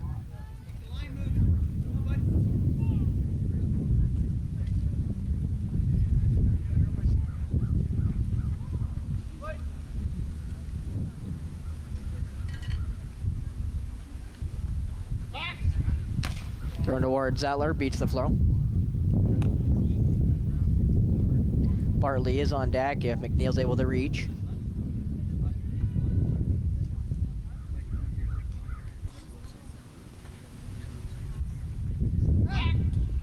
Again, checking on Zettler. Zettler beats again.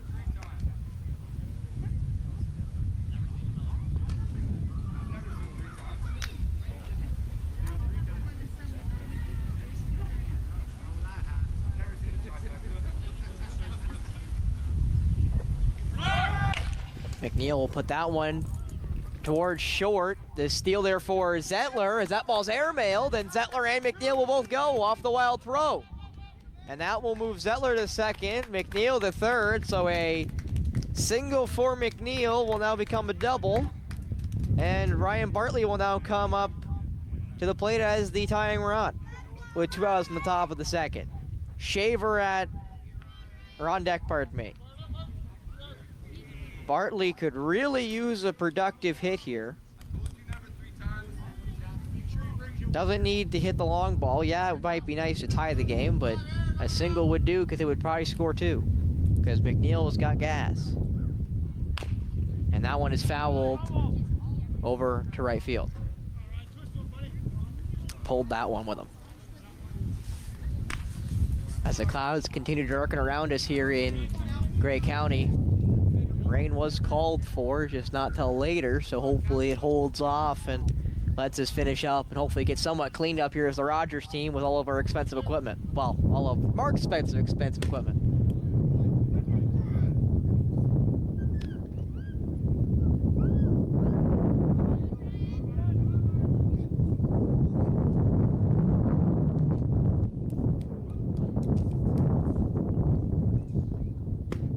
That's a strike to Bartley. I think it's 1-2 or 2-2. 1 ball, 2 strikes.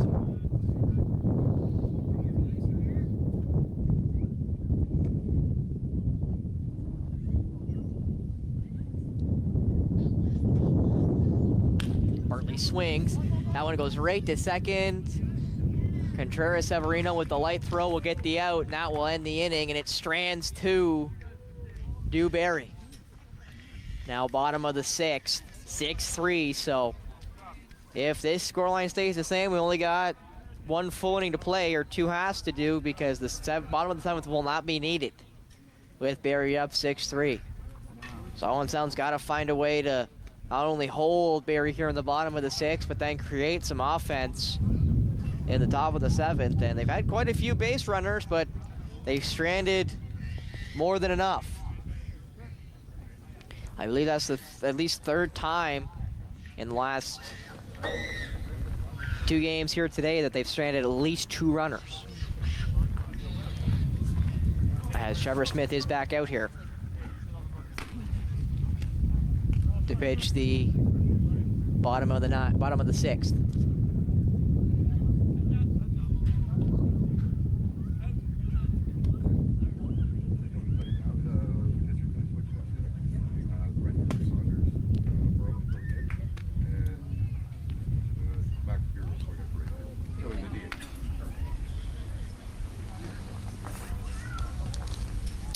So Graham Marshall will be coming out for the top of the 7th. And the right fielder there in Saunders Moreau will get a chance to pitch the bottom or top of the 7th to try to close out the game.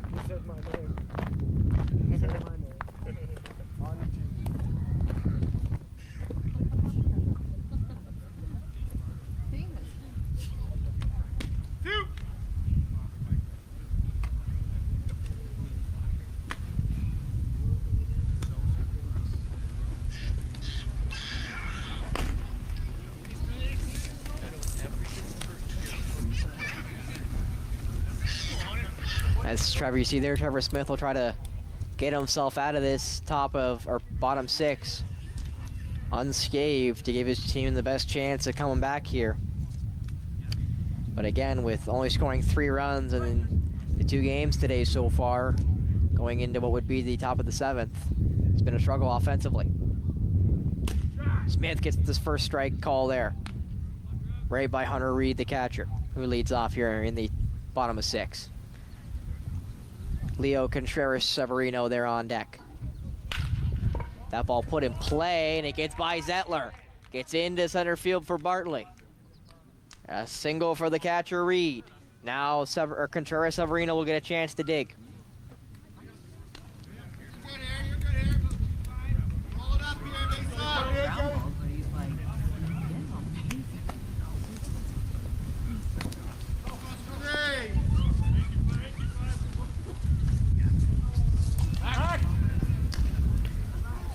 Trying to catch Hunter Reed there looking. They don't.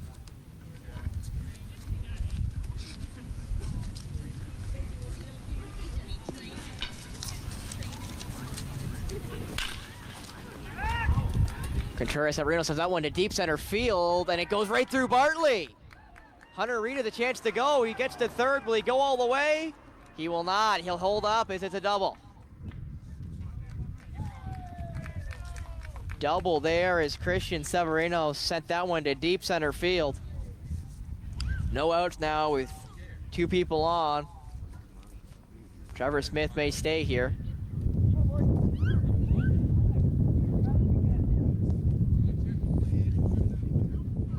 As now Brendan Tippin will get a chance to dig in here.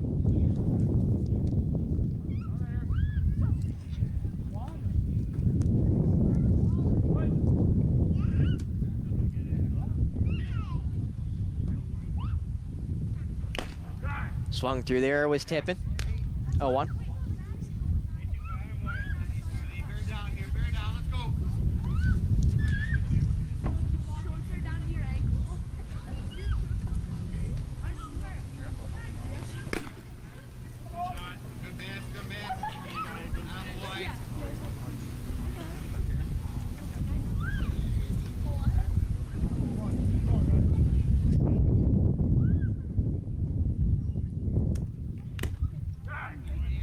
That strike there to Tippin.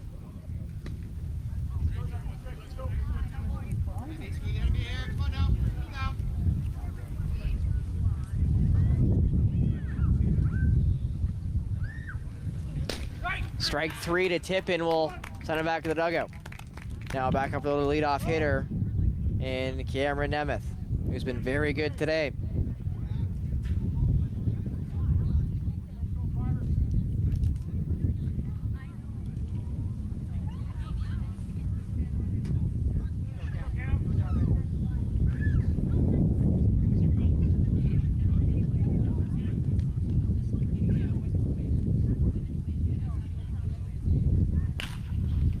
That ball put in play. Good catch there in left, firing all the way home. Reed will get there, good block, but that means Severino, or pardon me, I'll try again. Contreras Severino will then move to third with the 7th run coming home.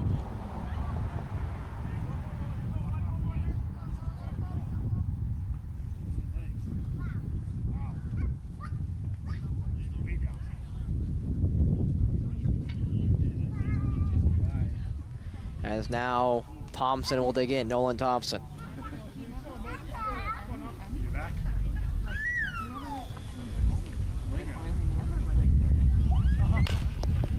That ball chopped foul. Shaver did get there.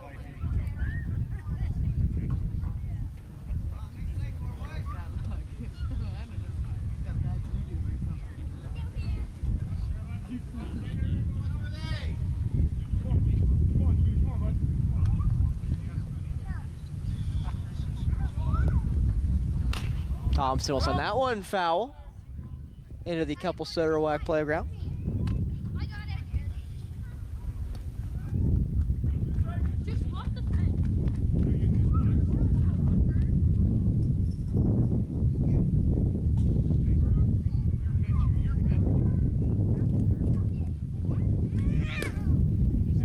That's just outside to Thompson.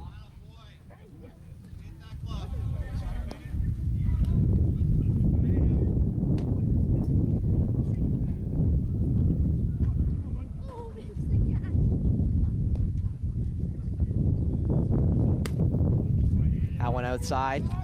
Smith really trying to get this punch out here.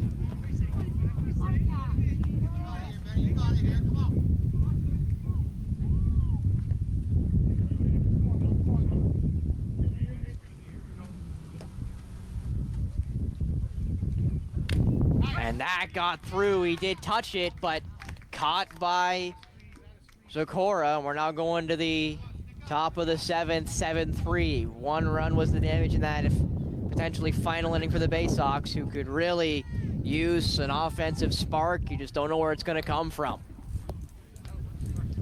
As out to finish the game will come Moreau. In 2 innings of work this year, he's allowed 11 runs and 10 hits.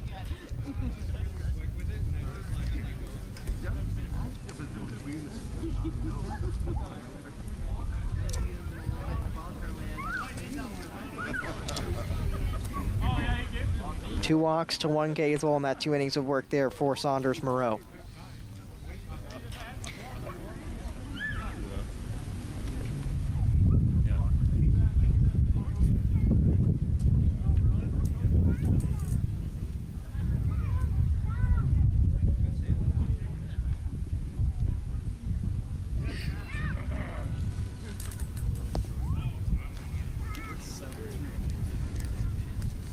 As out in right field now, with Moreau moving to pitcher and getting out Graham Marshall.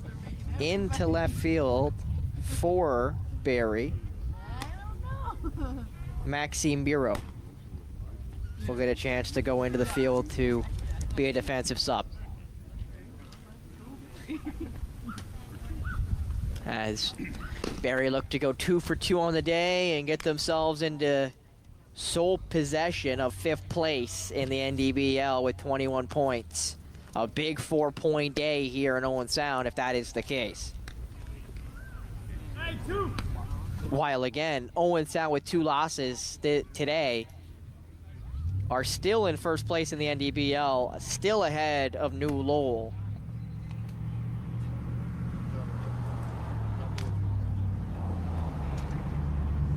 As Shaver will now get a chance to dig in. Again, I haven't said this yet, but much respect to the Barrie manager. He's been very good at making over here and giving me all the subs and giving me all the names and stuff. So much appreciated, the Barrie Angels. You've been very gracious on your appearance here on Rogers TV, and it's very much, it makes my life a lot easier when you communicate with me, I'll say politely, but regularly. Don't make me guess about numbers and where guys are going when I am roughly 200 feet away from any guy far away. As Adam Shavers again digs in here at the top of the 7th. That sidearm delivery by Saunders Moreau is definitely going to cause some of these hitters some problems here, but Shavers fouls the first pitch off.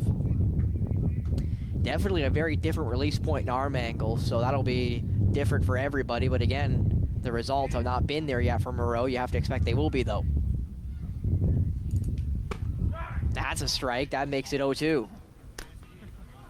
Not a full-on submarine, I would say, but definitely a sidearm. Probably the mixture between a sidearm and a submarine. Like Taylor Rogers with the, I believe, still San Francisco Giants now. But he's been a mercenary for a bunch of teams in the bullpen. That one just outside. Moreau, though, definitely being close.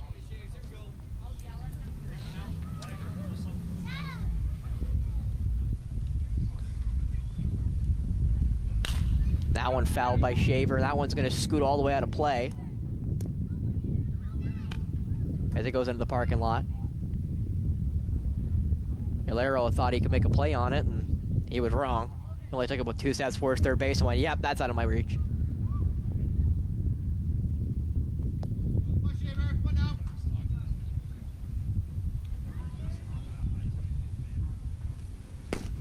That one outside.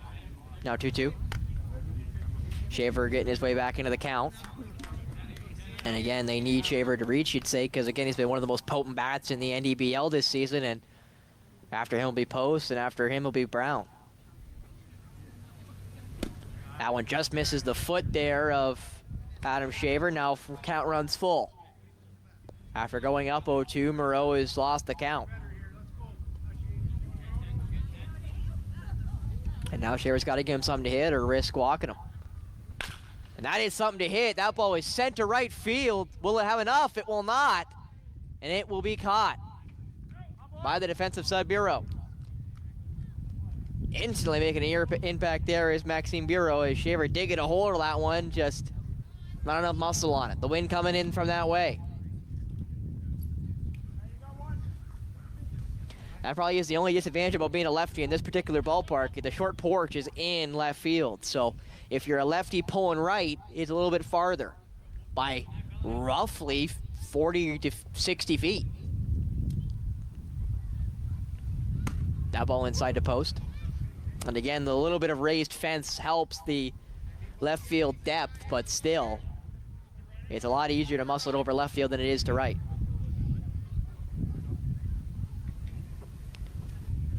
Post swings through that one, make it 1-1.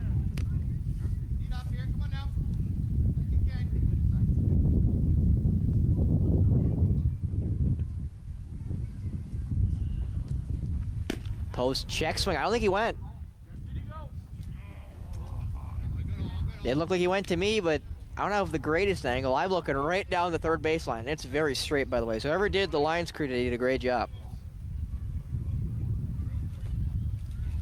And that one's a strike, make it 2-2. Cole Brown on deck. I believe that means Kirk Gibson's in the hole, but Gibson's got to hope somebody reaches to even have a chance at swinging to keep the game going. Post will swing through that one, and that's a strikeout for Saunders Moreau as Cole Brown represents the last out of this game, potentially, as Kirk Gibson will step into the on-deck circle. Cole Brown, the lefty's got to keep this game going here. Got to put the ball in play or get the walk.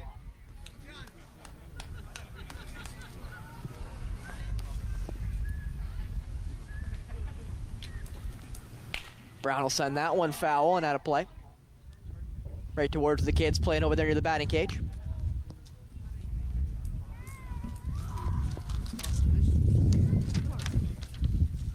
As Owen continues to try to throw him around my papers.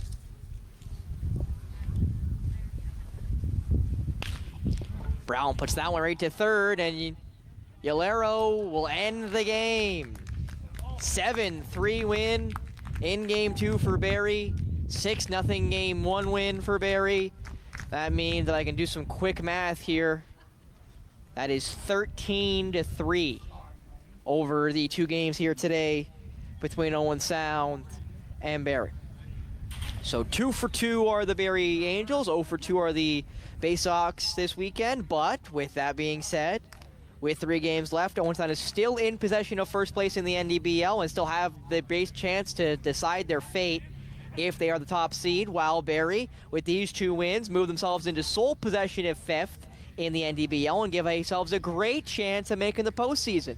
And if their 2-headed monster of Jake Brennan and Graham Marshall are able to pitch the way they did today, like they are the rest of this season, Barrie's got a great chance of moving themselves into the postseason, because it's basically what happened to Owen Sound last season. They were a 4 seed. They had 2 really good pitchers in Nate Kramer and Trevor Smith, and with a really good potent offensive lineman and those 2 big guns there on the pitching core, they were able to move themselves into an NDBL championship as they look to repeat this year as, again, the #1 seed currently. But they got to deal with the reproof from this weekend because, again, 3 runs over 2 games just isn't enough offense, and I know they know that. And with how good their offense has been this year, again, 2nd most runs scored in the NDBL, this is not the normal team you see. So I will end the broadcast with one last thing. The great Mark Perry is retiring at the end of the month. So this will be the 2nd last broadcast of Mark Perry's career. The last one will be next Sunday on the 27th when we do the Battle of the Bay U11 and U13 provincials. Myself, Spencer Byers, and JC Coots will be here for it. But for NDBL action, myself, Spencer Byers, the great Mark Perry, we'll have to see on the 27th for the provincials of the Battle of the Bay here on Rogers TV.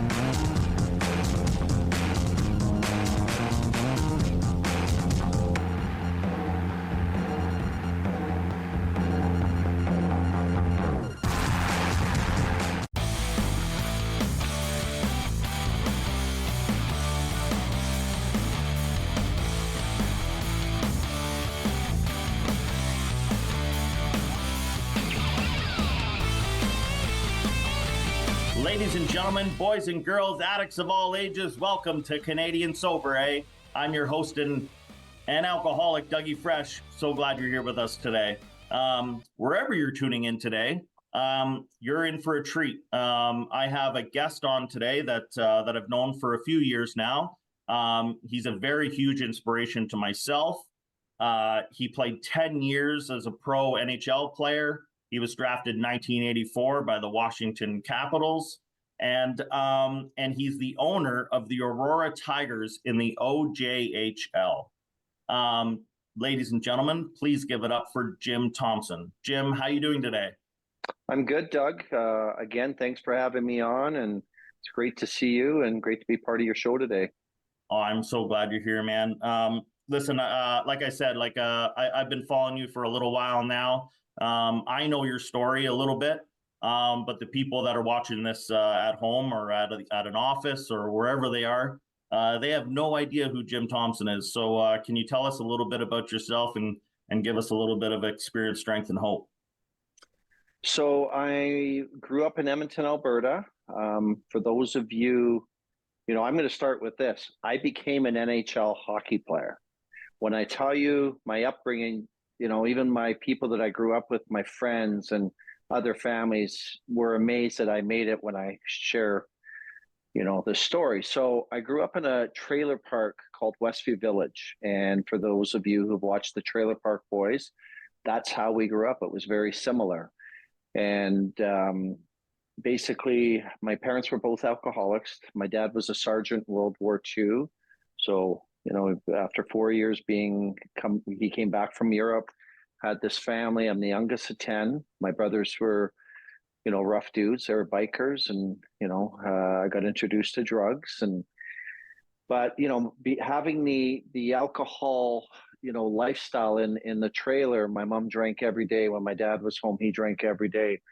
I picked up the bottle at 12 years old. So I had a job, Doug. I first delivered newspapers in the trailer park. So that was at 9 years old, making money. And then at 12 years old, I got a job timekeeping at the local hockey arena. So I was making good money. I was timekeeping 3 games a night in the men's league, and found a bootlegger, and me and my buddy, we would drink Baby Duck champagne and smoke marijuana before we'd go to school every day. And that's, the lifestyle that I got into. And basically, there wasn't a lot going on in the trailer park. Thank goodness I was a good hockey player. My hockey continued through this destructive youth lifestyle. When I was 14, I got into high school, and we used to drive from Westview Village, the trailer park, to Spruce Grove High School, which was about 40 minutes. So on the way to high school, we're smoking big hash joints and, drinking champagne. And it was just out of control lifestyle. And so one day I came home, I just had enough, and it was inside me, where I said to my mom, my brother Frank was at the trailer, and I said, I want to quit high school. And what I'll do is I'm going to train for hockey, and I'll take correspondence. Back then was where you did homeschooling. And I would walk to the arena every day and play pickup with the men. And my mom was, no, my older sons quit school. And my brother Frank said, you might as well let them do it.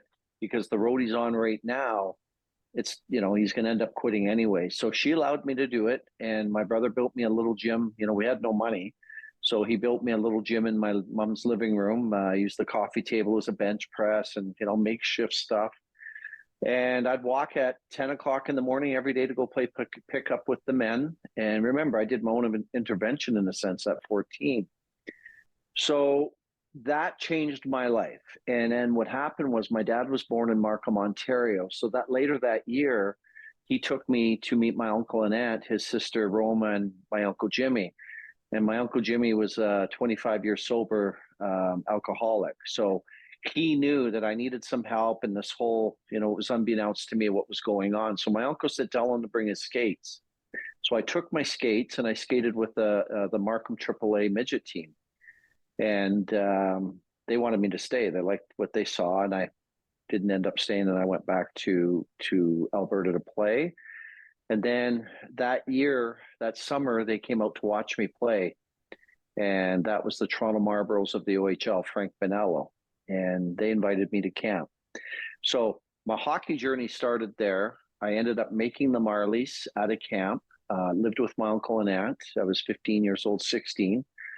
And then I ended up getting sent to their farm team, the Markham Waxers of the league that I own a team in now. It's called the Markham Royals now. And then, back to the Marlies for the last 2 years of my junior career, got drafted by Washington. And so my life has gone from, the trailer park life and using at 12 years old, getting out of it at 14. And then what happens is you always got that addiction in your body. So now I signed a contract with Washington.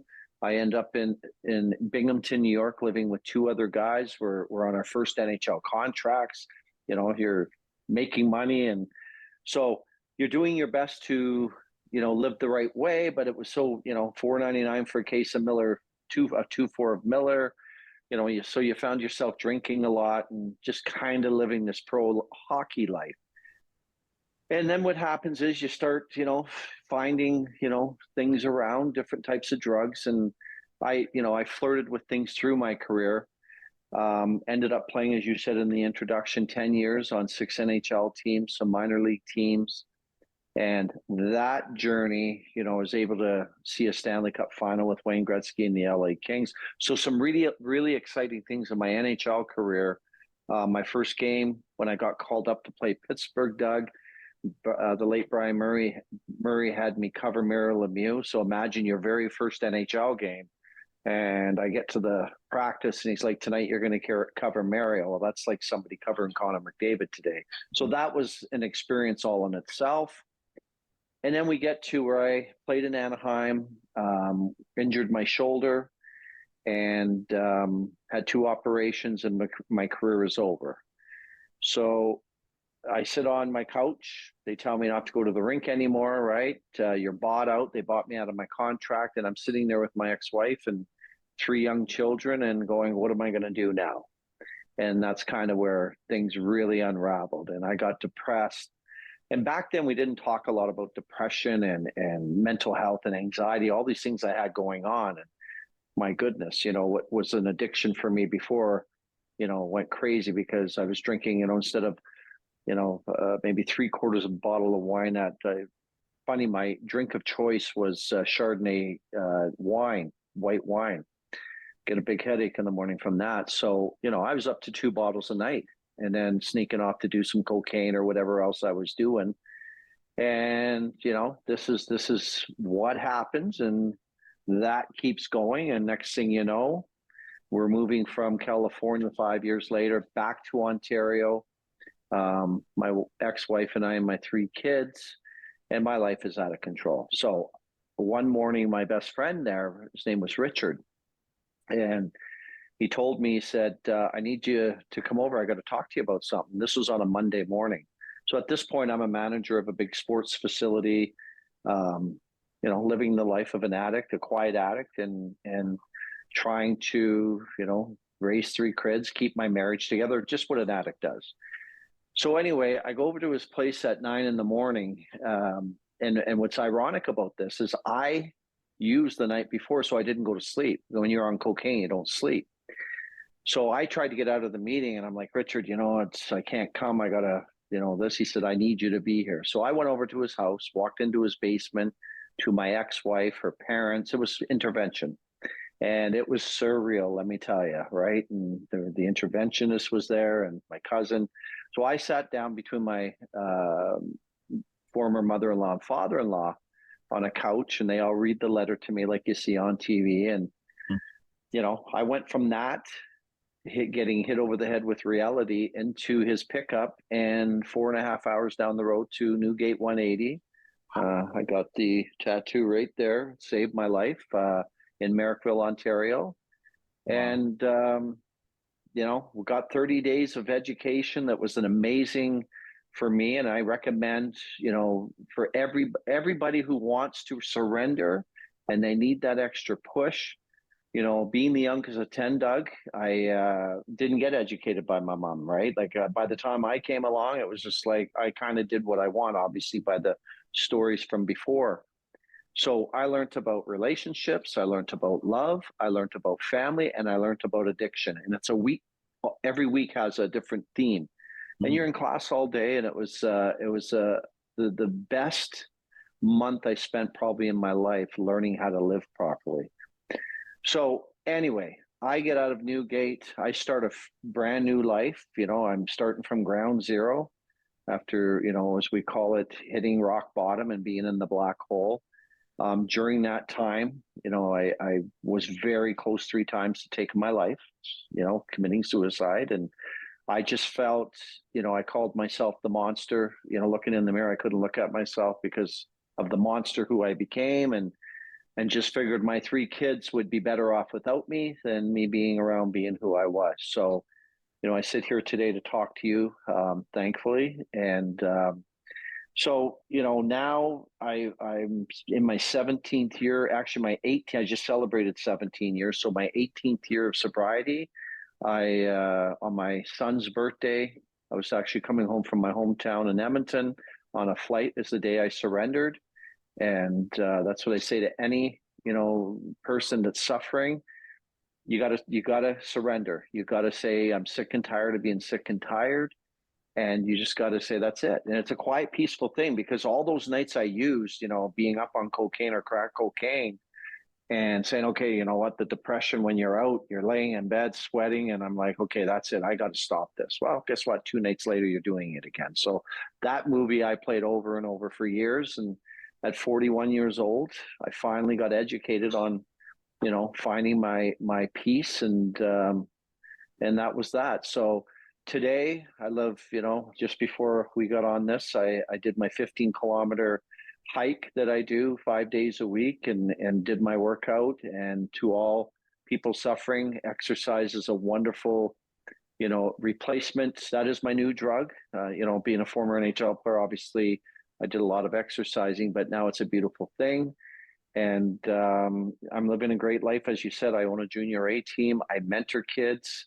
I do a lot of interventions. Now I'm that guy taking people to the same place I went or other places, and I call it one life at a time.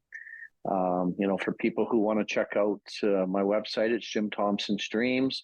You can get a feel for everything I do there. But right now, I feel at this point in my life, giving back is tenfold to taking. I've lived a great life. So, with all of my heart, what I do now is, try to one life at a time. And when people ask for my help, I'm there. I want to talk to kids, suffering people. And it's a beautiful thing. I always say this to somebody when they're struggling or depressed: go volunteer, go do something, like go give back, try something that you leave that situation, you feel worth. And it's my life is good. So yeah, that's where we're at. Thanks so much, Jim. I have huge respect for you. You and I kind of share one similarity, and that's I grew up really poor, and I find maybe this is just my experience, but a lot of the kids who don't grow up in nice neighborhoods or in low income families and stuff like that, somehow the people that I know always seem to find, the drugs and the alcohol and things like that. And, because we have no outlets, I know this show will air before, after, this has happened, but in 2 days will be 8 years for me, when I surrendered and came into the rooms. And, I probably should have gone to treatment, but I didn't. But I have a drill sergeant here at home that she makes sure that everything is going. And I remember walking into my first recovery meeting, and I turned the doorknob and I couldn't go in, and I was walking back towards the car, and she got out of the driver's side door and she looked at me and she said, "If you don't go in that door, you're not coming in this door." She kind of gave me an ultimatum. So I'm just blessed that you had people in your life that were willing to drive 4.5, 5 hours away from where you live to take you to treatment. And if that's not love, I don't know what is, right? Like that's some really good people in your life. Well, I say this just quickly. Sorry, Doug. That my ex-wife, the mother of my 3 children, she saved my life, because if not for that intervention, I may have never survived it. And I thanked her for that. After we didn't make it as a couple. We got 3 beautiful children, but that was a changing of the guard in my life. And man, oh man, it's so nice to, as to live a sober life, get up every day and feel great. 5 days a week in my past life, I was waking up struggling to survive through hangover, lack of sleep, or chemicals or whatever. So yeah, absolutely. One thing I think that we need to do a poll on, maybe we can get a bunch of recovering addicts and drunks and do a survey on what their last drink was, because my last drink was also Chardonnay white wine, and I used to buy the box stuff, because it was only $10. So I would spend $20 and buy 2 of them, and I was a 2-3 box wine guy a night, on top of all of the opioids and everything else I was using on top of that. So I'm sitting here, you're sitting here, and you're probably thinking, I'm very lucky to be sitting here, because there was so many times in my addiction that I would wake up the next day going, how am I still alive after that?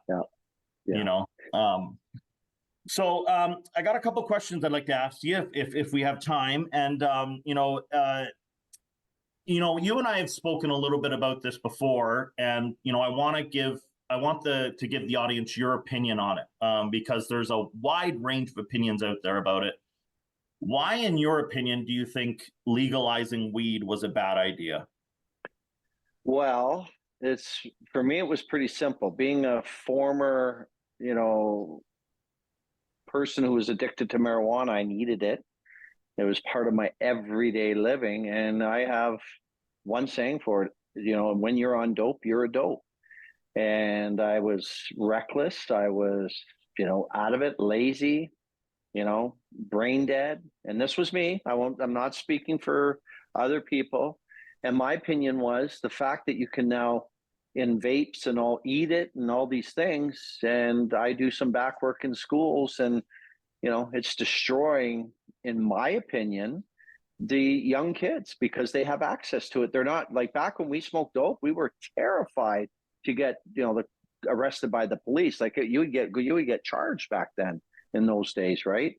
And today it's everywhere you go, you smell it. But the effect it has on these young kids, I said right away, this is going to destroy the youth. And people are, well, we need it for this, we need it for that.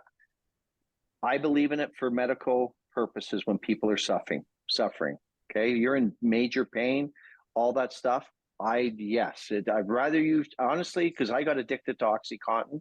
OxyContin almost took my life. Okay. It was 4 years of torture. And for anybody out there watching Dope Sick, or the movie on OxyContin, took 500,000 people's lives.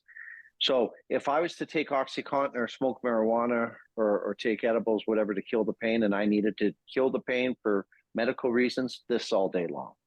But just to have, just to be going out smoking, there's people that smoke all day long, and teach their own. But for me, I was dead against it. I said, no, no, no. Because, working with the police and doing some back work, when I go and do volunteer work, there's the three-headed monster, they call it: texting and driving, drinking and driving, and now cannabis and driving. Yes, it was always there, but now that it's legal, it's a problem. So that's my opinion on it.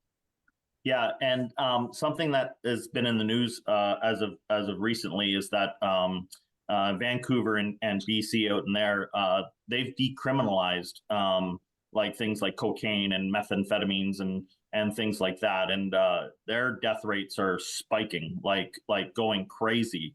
Do you see that happening here in Ontario? Oh my gosh, I hope not. I hope not, because it ruined my life. I'm blessed to have my life back. But when I got into coke and crack cocaine and OxyContin and Percocets and whatever I could get my hands on, I lost who I was. Like, I wasn't me. Like, it was just, it was me physically. It was not me mentally. And what that would do to, if it happened to come into Ontario, it would be devastating. Devastating. I mean, that's where I'd say, okay, our world is really changing at a fast rate. It's changing fast now, but man, oh man, if I could walk around with, I think it's 2.5 grams they're allowed there. If I could walk around with 2.5 grams of crack cocaine, smoking that all day, man, think of this. People run out of money. It doesn't matter how much you have, it's expensive. So now the crime is going to go up more. Right? People are going to need it. You need to stay on this stuff. That's the problem. You're so addicted to it. You need to keep doing it. So that's a whole nother avenue, but I'm not in favor of it. If that's what you're asking me, not one bit. Yeah. Drugs are not good. Yeah. I didn't. Or alcohol. Yes. Sorry to say. Alcohol ruined my life too. I became an alcoholic at 12, and no, it's not good. Yeah, I didn't think you'd be in favor. I'm not in favor for it. I didn't think you'd be in favor for it. This question's kind of a two-parter, and I just thought of another question. But when you played in the NHL, did they have somebody that would come in and kind of talk to you guys about drugs or alcohol or things like that? They did. So I'll give you an example. In LA, we had a former FBI agent, Lou McCleary. So what he would do is come in and tell us the good, bad, and the ugly. And one of the things we talked about was having a gun.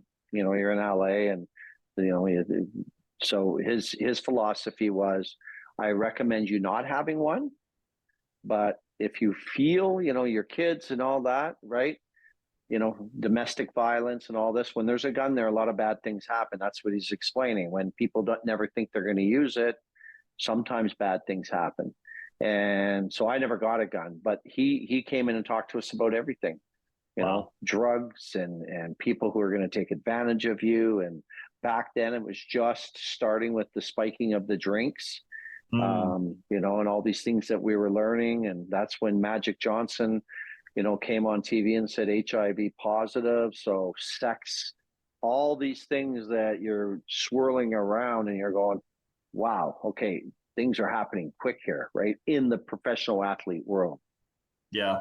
So the second part to that question, being an NHL player, was it easier to get drugs as an NHL player because you had all this money, or do you think it was not any different? I'm going to say this. If you want it, you will find it. If you got money, I didn't need to be an NHL player. Maybe I had more connections, but I knew exactly where to go or who to call. Right? Because that's the little circle you live in, right? Yeah. And I say this, and I only tell my story, if it was me or if I had a guy that, I was using with or whatever, we know what we're doing. So I think you have more access to more, we go into a bar and I could say to a bar owner, hey, where do I find some Coke? Probably easier than just a guy sitting there maybe, because whatever, but it doesn't take, I could have cocaine in a half hour if I wanted it. Yeah, absolutely. Okay. A world, as you know, a world of money talks, right? Yeah, absolutely. The more money you have, the more, like you said, the more I think maybe you can get into trouble, maybe a little more than somebody with no money, maybe. Yeah. So like again, I respect you a ton. You've been a huge inspiration in my recovery. I see what you do. You talked a little bit about it. You started basically in a trailer park. You've built your life up to what it is now, which in my opinion is absolutely amazing. You're a role model for a lot of these kids. You just got a nod for the Hall of Fame, for the Aurora Hall of Fame. Congratulations. That's absolutely, fantastic. Take me through getting that phone call and what you were feeling when that happened. Well, what's funny is we moved to Aurora, 15 years, I think we're there just 14 years. But being a former NHLer, I was long before I owned the Tiger team. I was going into schools and, being who I was and volunteering and doing stuff at the homeless shelter and the women's shelter, all these different things. So when you set out, we talked earlier about giving back. And then, over years of service, I get this call saying, you're going to go into the Hall of Fame. And I was just like, wow. And I'll tell you this, it's, the NHL Hall of Fame, the Aurora Sports Hall of Fame, just to be recognized. It doesn't matter what level it is. And it was a beautiful night with my family. All my kids were there.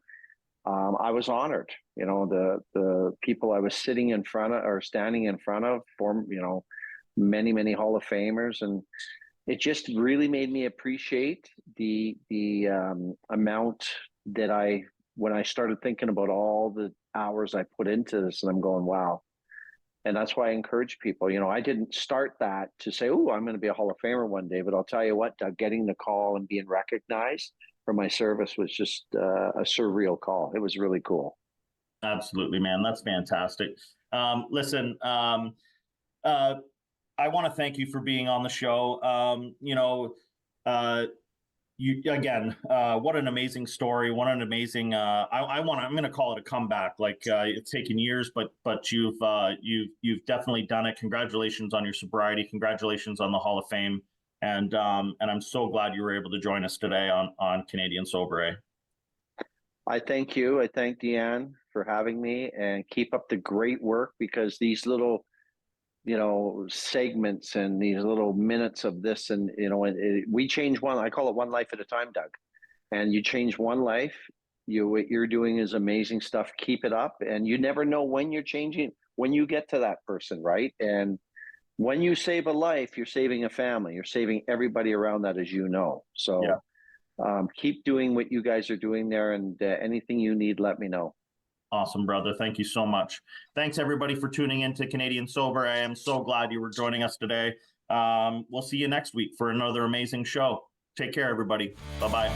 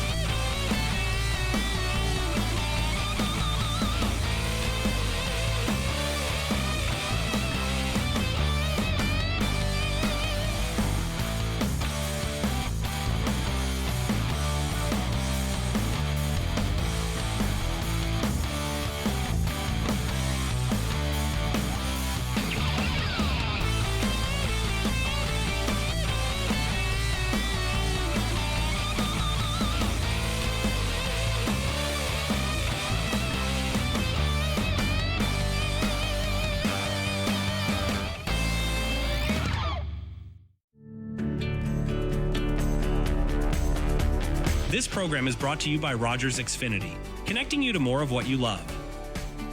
Visit Rogers.com for more details. Connect with us by visiting our website or email us at comments@rogerstv.com.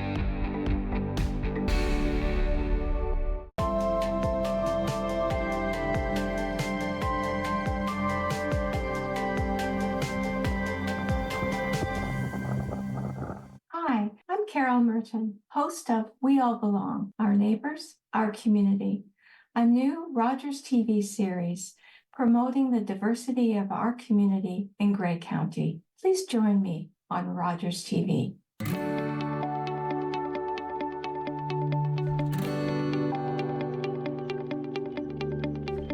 This is Rogers